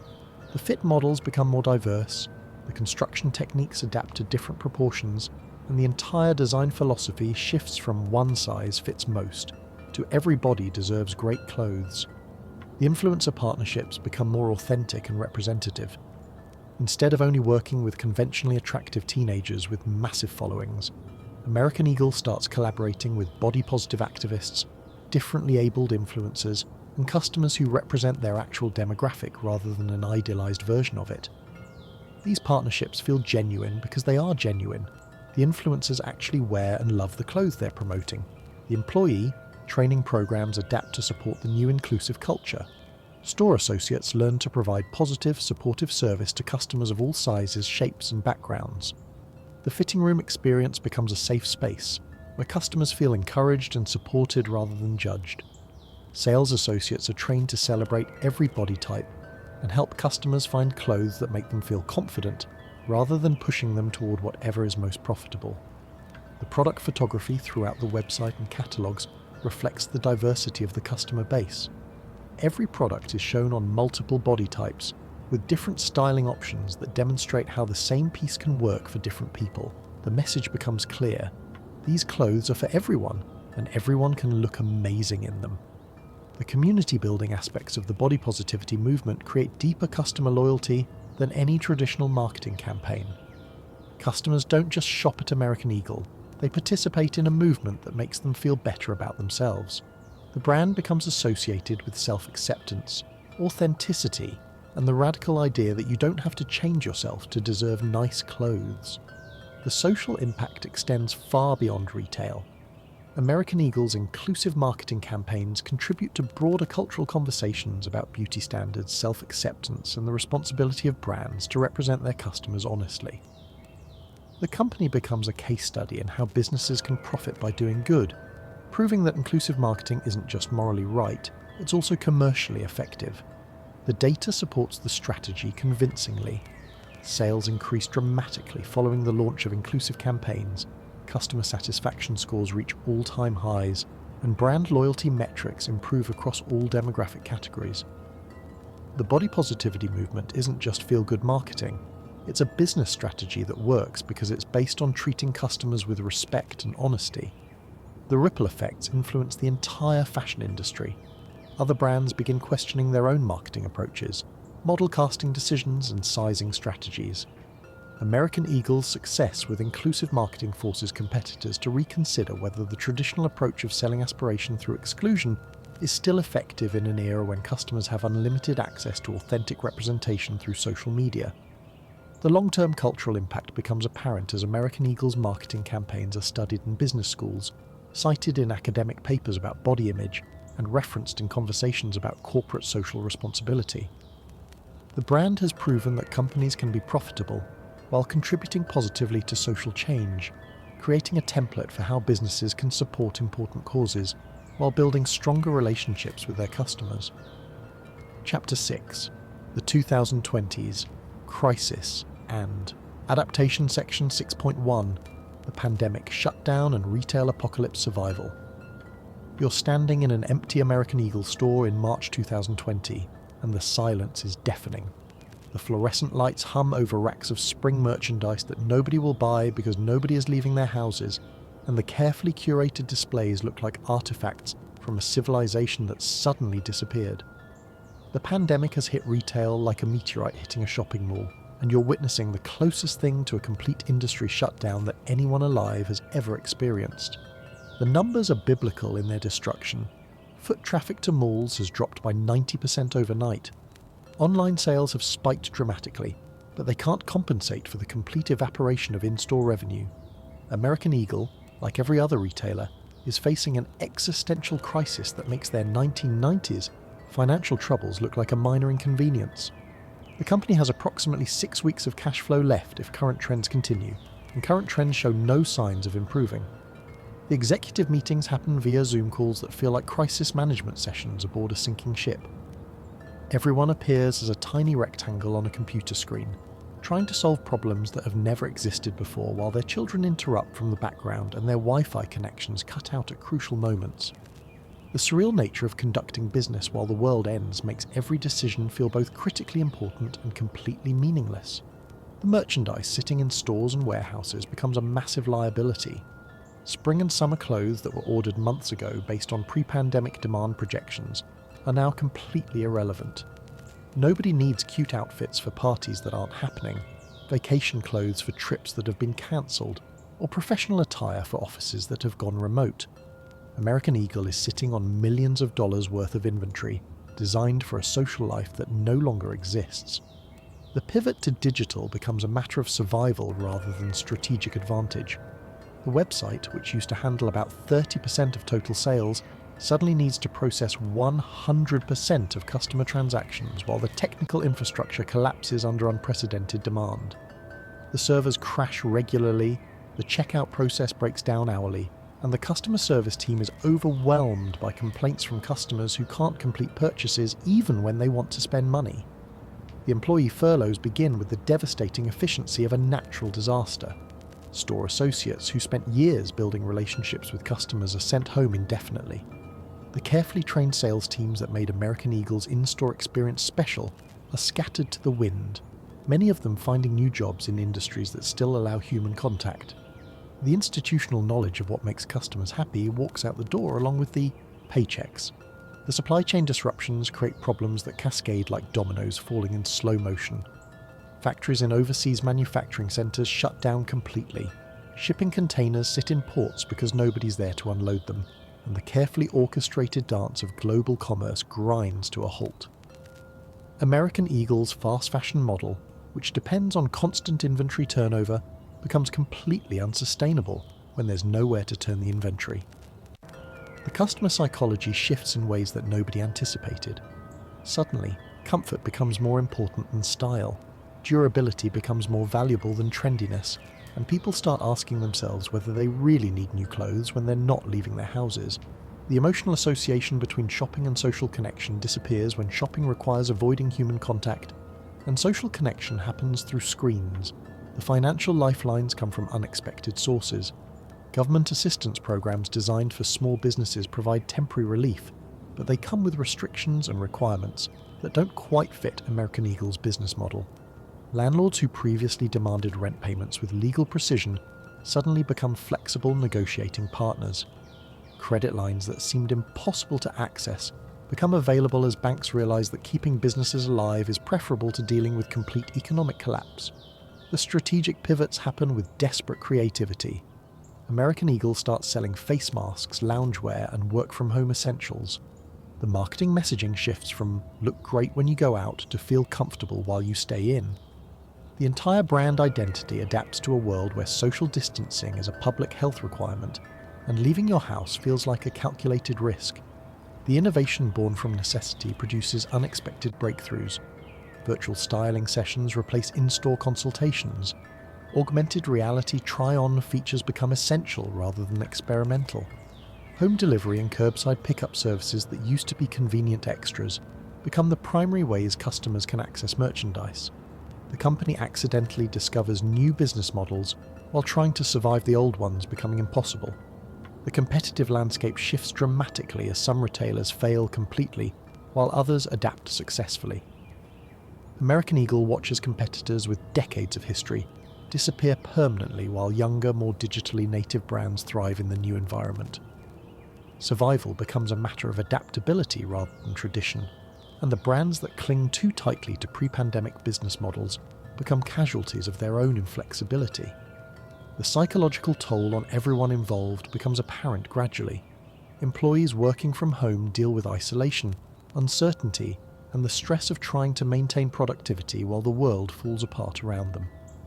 Customers experience shopping fatigue, decision paralysis, and the emotional disconnect of trying to maintain normal purchase behaviours when nothing feels normal anymore. Continue to Section 6.2. Section 6.2, the work from home wardrobe revolution and comfort culture. You're staring at your closet in June 2020, confronting a wardrobe that has become archaeologically irrelevant in the span of 3 months. The blazers, dress pants, and going out tops hang like relics from a lost civilization, while the sweatpants and hoodies that you used to wear only for grocery runs have become your professional uniform. American Eagle, watching this transformation happen to millions of customers simultaneously, is about to discover that comfort isn't just a trend. It's the new foundation of how people think about clothes. The psychology of getting dressed has fundamentally changed. Instead of choosing outfits based on who you'll see and where you'll go, customers are selecting clothes based on how they'll feel during 8-hour video calls, whether the fabric will look acceptable on camera, and which pieces provide both physical comfort and psychological confidence when your living room doubles as your office. American Eagle's design team realizes they're not just making clothes anymore. They're creating uniforms for a lifestyle that didn't exist 6 months ago. The Zoom shirt phenomenon emerges as a perfect metaphor for the new reality. Customers need tops that look professional on camera, but can be paired with comfortable bottoms that nobody will see. American Eagle starts designing pieces specifically for this hybrid reality. Soft, comfortable fabrics that photograph well under typical home lighting, colours that don't wash out on video calls, and cuts that look polished from the waist up while feeling like pyjamas everywhere else. The loungewear category explodes beyond all recognition. What used to be a small section of comfortable clothes for weekend wear becomes the dominant product category, as customers demand pieces that work for everything from client calls to grocery runs to Netflix marathons. American Eagle expands their loungewear offerings dramatically, but they approach it with the same design sophistication they've always applied to jeans, creating comfortable clothes that don't sacrifice style or self-respect. The fabric technology becomes crucial in ways nobody anticipated. Customers are spending 12+ hours a day in the same outfit, sitting in chairs that weren't designed for all-day use, in rooms that might not have optimal temperature control. Fabrics need to be breathable, wrinkle-resistant, moisture-wicking, and comfortable against skin for extended periods. American Eagle's fabric sourcing becomes more sophisticated, focusing on materials that perform well under the specific demands of work-from-home life. The sizing strategy shifts to accommodate bodies that are changing due to lifestyle disruptions. Customers are less active, eating differently, and experiencing stress that manifests physically. American Eagle adjusts their fit models and sizing guidelines to reflect bodies that are softer, less toned, and shaped by months of sitting rather than standing, walking, and maintaining pre-pandemic activity levels. The clothes need to be forgiving without being unflattering, accommodating change without highlighting it. The colour psychology becomes more important as people seek clothes that boost mood during difficult times.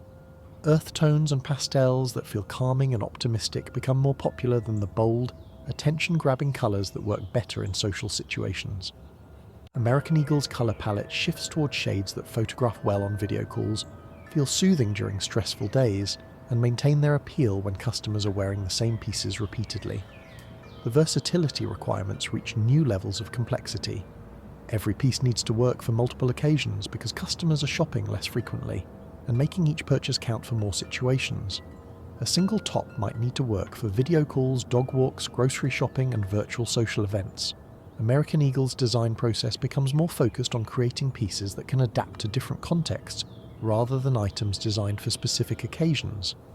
The emotional connection to clothes shifts from aspiration to consolation.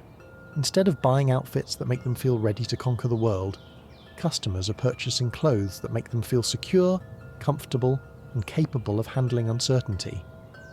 American Eagle's marketing messaging adapts to acknowledge this emotional need, positioning their clothes as sources of comfort and stability during an unstable time. The shopping behaviour changes completely. Impulse purchases decrease dramatically as customers become more thoughtful about their needs and more careful with their spending. The try before you buy mentality becomes essential, as customers can't risk purchasing clothes that don't fit properly. when returning items requires additional effort and potential health risks. American Eagle's return policy becomes more generous and flexible to accommodate these new customer needs. The influencer landscape shifts as traditional fashion influencers become less relevant and lifestyle influencers gain prominence. Customers are more interested in seeing how clothes work in real home environments than in carefully staged photo shoots. American Eagle adjusts their influencer partnerships to focus on people who can demonstrate how their clothes function in actual work-from-home situations rather than aspirational lifestyle scenarios. The professional wardrobe categories merge with casual wear in unprecedented ways. The traditional boundaries between workwear and weekend wear disappear as customers need clothes that can transition seamlessly between professional video calls and personal comfort. American Eagle creates pieces that look business appropriate but feel as comfortable as athletic wear, bridging the gap between professional requirements and comfort needs. The inventory planning becomes exponentially more complex as American Eagle tries to predict demand for product categories that didn't previously exist while managing traditional categories that might never recover to pre-pandemic levels. The data from 2019 becomes completely irrelevant for predicting 2020 behavior, forcing the company to develop new forecasting models based on rapidly changing lifestyle patterns rather than historical purchase data. Continue to Section 6.3. Section 6.3, the Supply Chain Crisis and Sustainability Awakening. You're watching. American Eagle executives stare at shipping containers that should have arrived 3 months ago, floating somewhere in the Pacific Ocean like expensive, slow-moving islands of denim and cotton. It's late 2021, and the global supply chain has collapsed with the efficiency of a house of cards in an earthquake, revealing the terrifying fragility of a business model built on just-in-time manufacturing and global interdependence. The company is about to learn that cheap fast fashion comes with hidden costs that nobody calculated until the bills came due all at once. The container shortage becomes a daily crisis that feels like a puzzle with missing pieces that keep multiplying. Ships wait weeks to dock at ports that don't have enough workers to unload them. Factories that reopened after pandemic shutdowns can't get raw materials because the suppliers are dealing with their own shutdowns and shortages. The carefully orchestrated dance of global commerce has turned into a slow-motion disaster movie, where every step forward reveals new problems that make the previous problems seem simple by comparison. American Eagle's inventory planning, which used to be based on predictable timelines and reliable suppliers, becomes an exercise in crisis management that requires skills more suited to disaster relief than retail operations.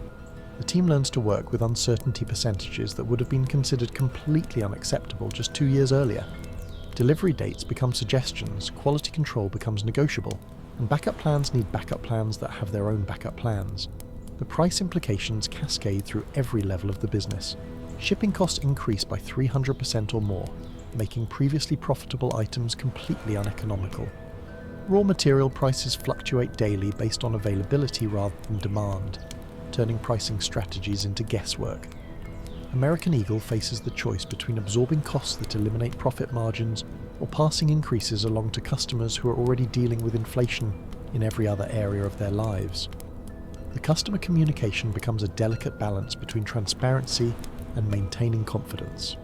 How do you explain to customers that their favourite jeans are out of stock not because of demand, but because the fabric is stuck on a ship that can't dock, because the port doesn't have enough truck drivers to move containers that can't be unloaded, because there aren't enough warehouse workers?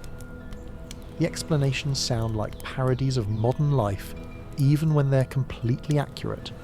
The sustainability conversations, which used to be abstract discussions about corporate responsibility, become urgent practical considerations when the environmental costs of global shipping become impossible to ignore. Every delayed shipment represents fuel burned, emissions created, and resources wasted on an unprecedented scale.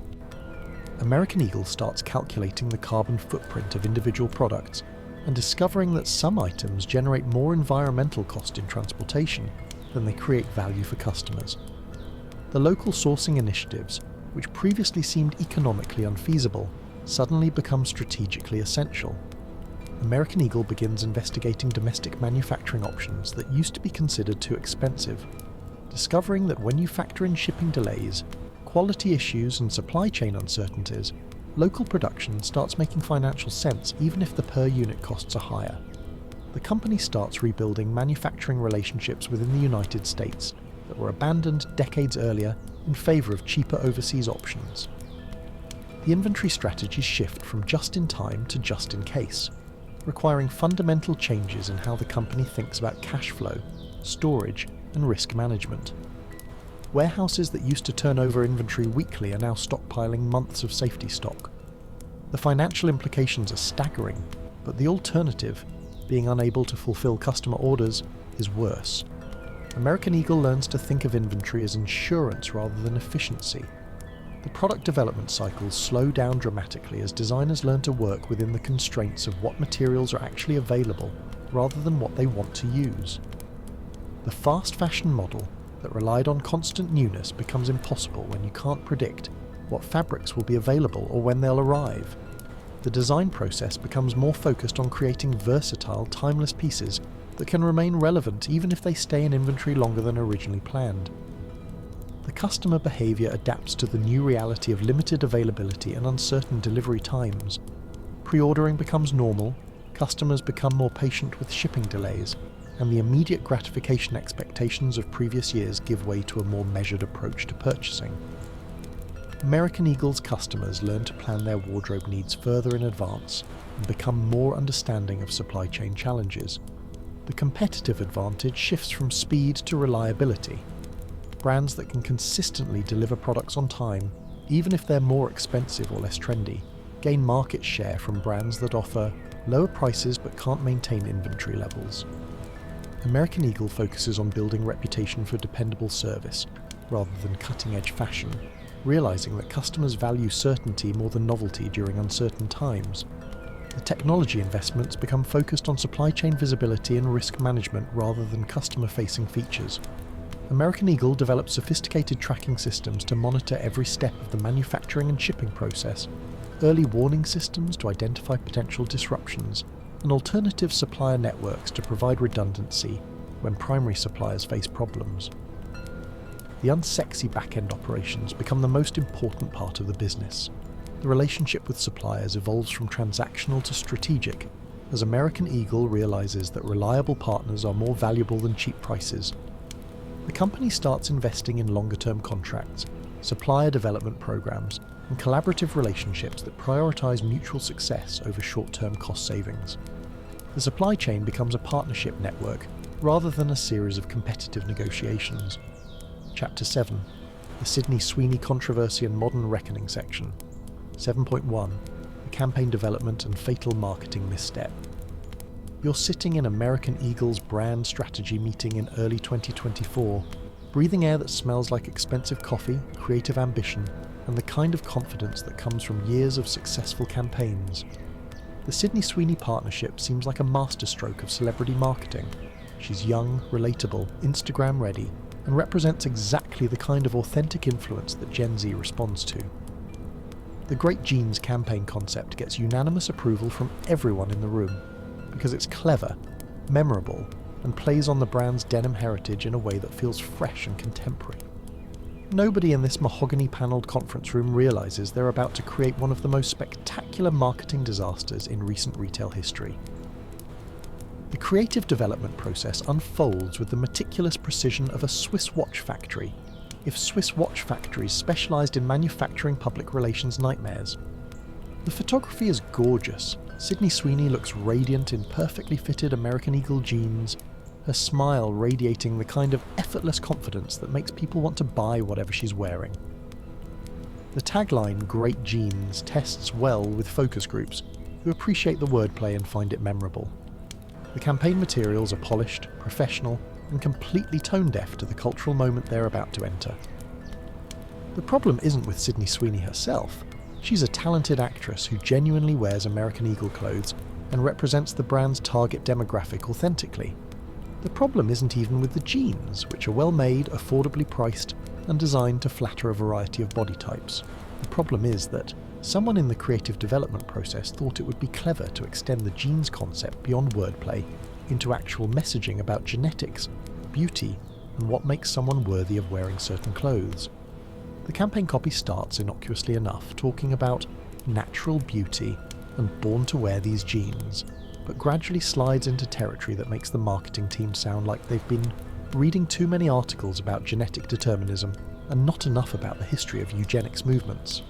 By the time the final campaign materials are approved, American Eagle has accidentally created advertising that suggests some people are genetically better suited for their clothes than others, which is exactly the kind of messaging that makes social media platforms explode with righteous anger. The approval process reveals how corporate decision-making can create blind spots that would be obvious to anyone outside the bubble. Multiple layers of executives, creative directors, and marketing managers review the campaign materials without anyone raising concerns about the implications of connecting clothing choices to genetic superiority.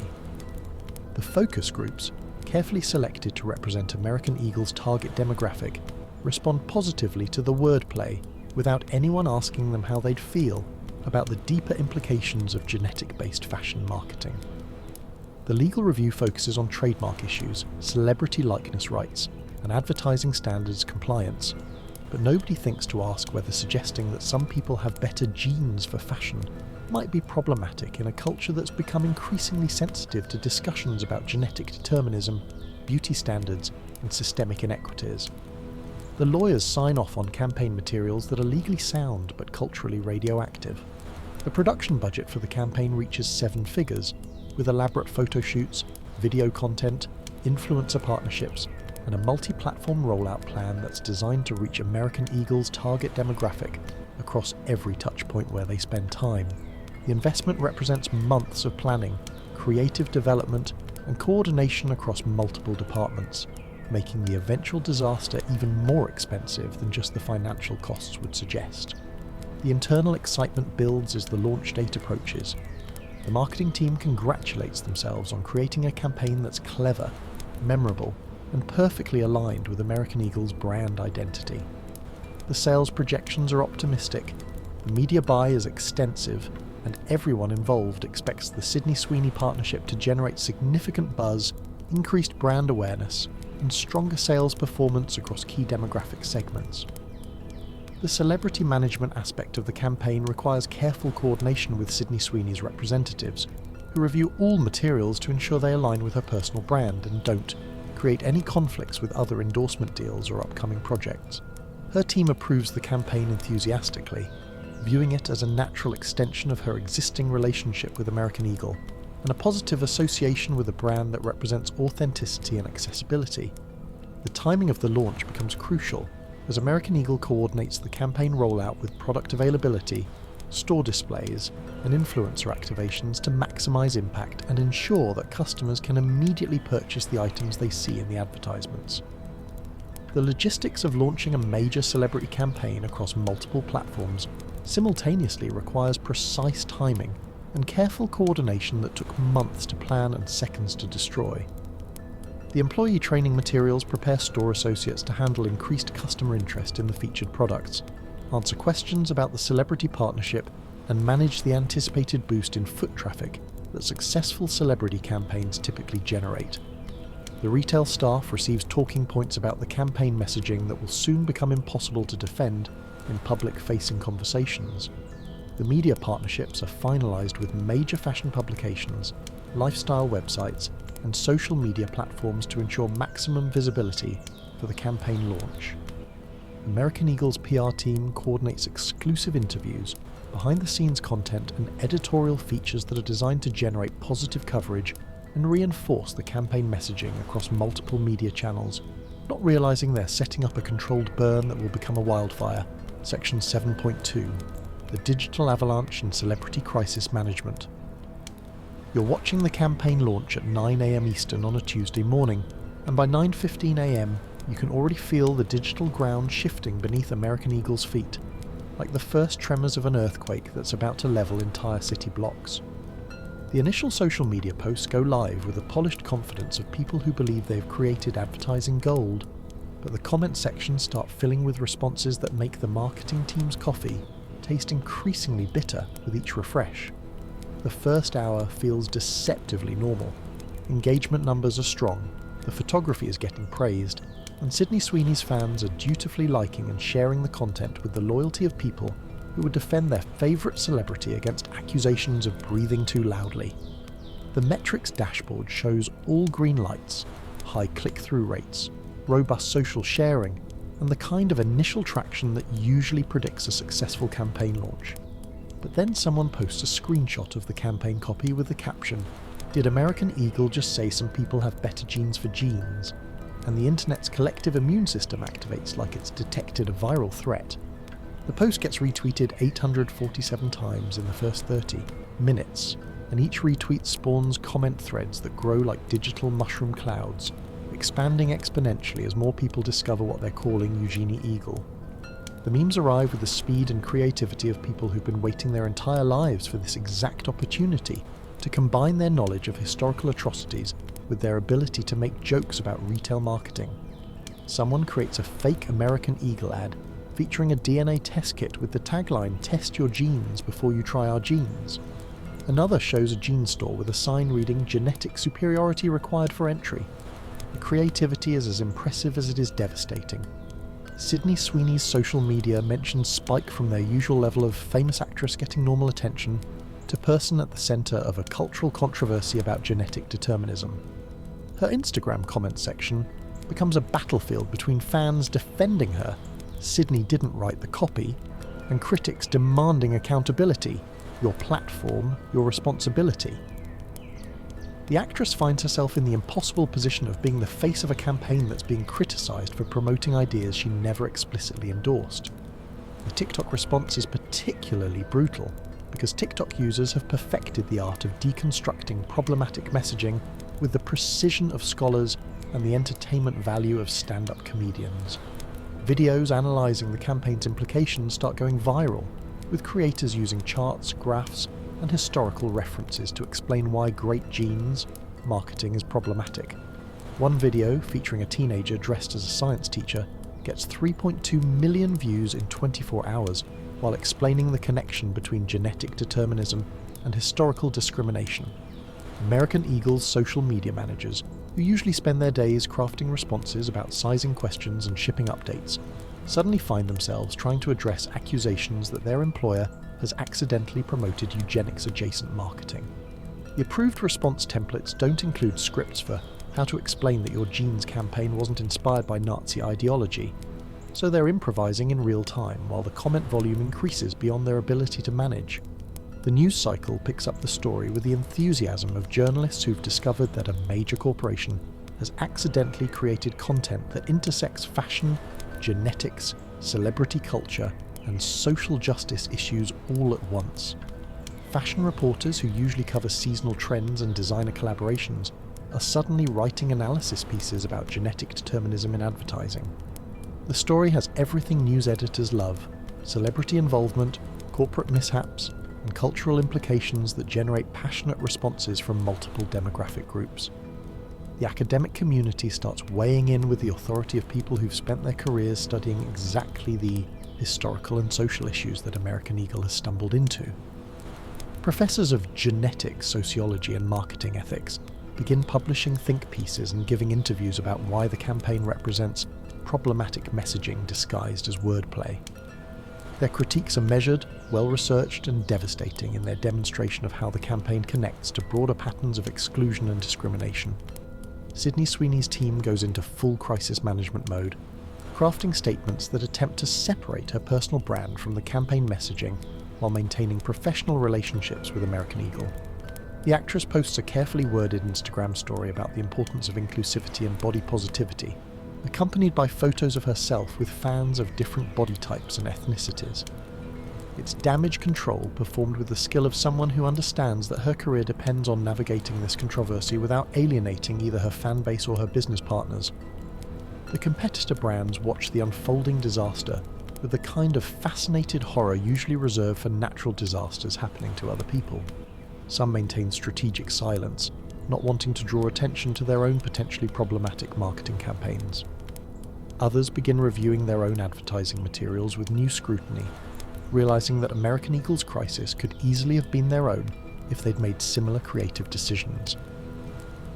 The employee response becomes visible through carefully worded social media posts and anonymous comments on workplace review sites. American Eagle retail workers and corporate staff begin distancing themselves from the campaign messaging, with some posting about the company's historical commitment to inclusivity and others sharing their own experiences with the brand's diversity initiatives. The internal tension between the company's established values and this particular campaign becomes increasingly apparent. Continue to Section 7.3. Section 7.3, The Reckoning and Brand Identity Crisis. You're sitting in the emergency board meeting on Thursday afternoon, 3 days after launch, and the air in the conference room feels thick enough to cut with scissors made from dissolved stock options. The numbers on the presentation screen look like a medical chart for someone experiencing multiple organ failures simultaneously. Brand sentiment down 67%, social media engagement overwhelmingly negative, and sales figures that suggest customers are actively avoiding American Eagle stores, like they're quarantined for containing something contagious. The crisis management consultant, hired at premium rates to fix problems that shouldn't have existed in the first place, presents data that reads like a forensic analysis of corporate death by 1,000 digital cuts. The Great Genes hashtag has been hijacked so thoroughly that 89% of posts using it are either criticism or satirical content. The campaign has generated more negative press coverage in 3 days than most companies experience in entire quarters. American Eagle has accidentally become a case study in how not to market to a generation that grew up deconstructing problematic messaging. The apology letter drafts stack up like rejected college essays, each version attempting to strike the impossible balance between taking responsibility and not admitting to promoting genetic superiority in fashion advertising. We deeply regret any confusion gets rejected for minimizing legitimate concerns. We acknowledge the problematic implications sounds like an admission of intentional harm. We hear your feedback and are committed to doing better. Feels like corporate speak that says nothing while using many words.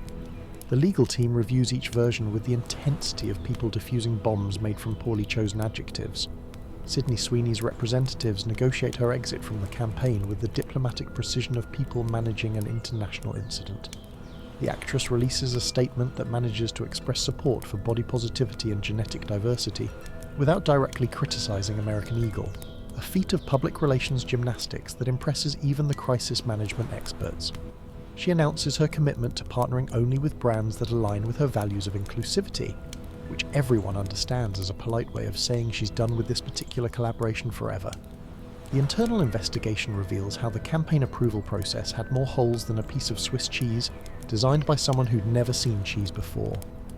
Multiple departments had reviewed the materials, but nobody had asked the crucial question: does this accidentally suggest that genetic superiority determines fashion worthiness? The discovery leads to immediate changes in the approval process, including mandatory diversity and inclusion reviews for all future campaigns, and sensitivity training that focuses specifically on avoiding accidentally promoting eugenics through wordplay. The financial implications cascade through the company like dominoes falling in multiple directions simultaneously. The campaign budget becomes a complete loss, worse than a loss, because it actively damaged the brand rather than simply failing to help it. Store traffic decreases as customers associate American Eagle with problematic messaging. Online sales drop as social media users organize informal boycotts. The stock price performs gymnastics that would be impressive if they weren't so financially devastating. The competitive landscape shifts as rival brands position themselves as the inclusive alternatives to American Eagle's genetic determinism messaging. Levi's launches a campaign emphasizing that great genes come in all genes, a clever response that feels supportive rather than exploitative. Gap doubles down on their diversity messaging, featuring models of different ethnicities, body types, and abilities with copy that emphasizes universal worthiness. American Eagle watches competitors gain market share by simply not suggesting that genetics determine fashion appropriateness. The long-term brand recovery plan reads like a roadmap for corporate rehabilitation after accidentally wandering into cultural territory that most companies spend millions to avoid. American Eagle commits to expanding their diversity and inclusion initiatives, partnering with body-positive activists, and ensuring that future campaigns undergo review by cultural consultants who specialize in identifying problematic messaging before it reaches the public. The plan is comprehensive, expensive, and absolutely necessary. The cultural impact extends beyond American Eagle to influence how the entire fashion industry thinks about celebrity partnerships and campaign messaging. Business schools begin teaching the Great Jeans controversy as a case study in how wordplay can become weaponized when it intersects with sensitive cultural issues. Marketing textbooks include the campaign as an example of how even well-intentioned brands can accidentally promote exclusionary messaging through insufficient cultural sensitivity review. The lessons learned become part of American Eagle's institutional knowledge, passed down through employee training programs and corporate culture like cautionary tales that prevent future generations from making similar mistakes. The company discovers that recovering from a genetic determinism controversy requires more than apologies. It requires fundamental changes to how they think about inclusivity, diversity, and the responsibility that comes with having a platform that reaches millions of young people who are still forming their self-image and understanding of their worth. The Sydney Sweeney controversy becomes a defining moment in American Eagle's modern history. The inflection point where a brand that had successfully navigated decades of cultural changes accidentally stepped on one of the most sensitive landmines in contemporary social discourse. It serves as a reminder that in the age of social media, the distance between clever wordplay and cultural catastrophe can be measured in the time it takes for one person to screenshot a problematic campaign and ask their followers, "Did anyone else notice this?" The brand that once democratized denim and championed body positivity learns that progress isn't linear, that good intentions aren't sufficient protection against harmful impact, and that sometimes the most dangerous mistakes are the ones you never meant to make. American Eagle survives the controversy, but not unchanged. They emerge as a company forced to confront the gap between their intended message and their actual impact, and to rebuild their reputation one genuinely inclusive campaign at a time. In the end, the Great Jeans controversy becomes less about jeans and more about responsibility. The responsibility of brands to consider the implications of their messaging, the responsibility of celebrities to understand their platform's power, and the responsibility of companies to learn from their mistakes, rather than simply apologizing for them. American Eagle's story continues, but it continues with the knowledge that in the modern marketplace, genetic wordplay and fashion marketing don't mix, no matter how clever you think you're being.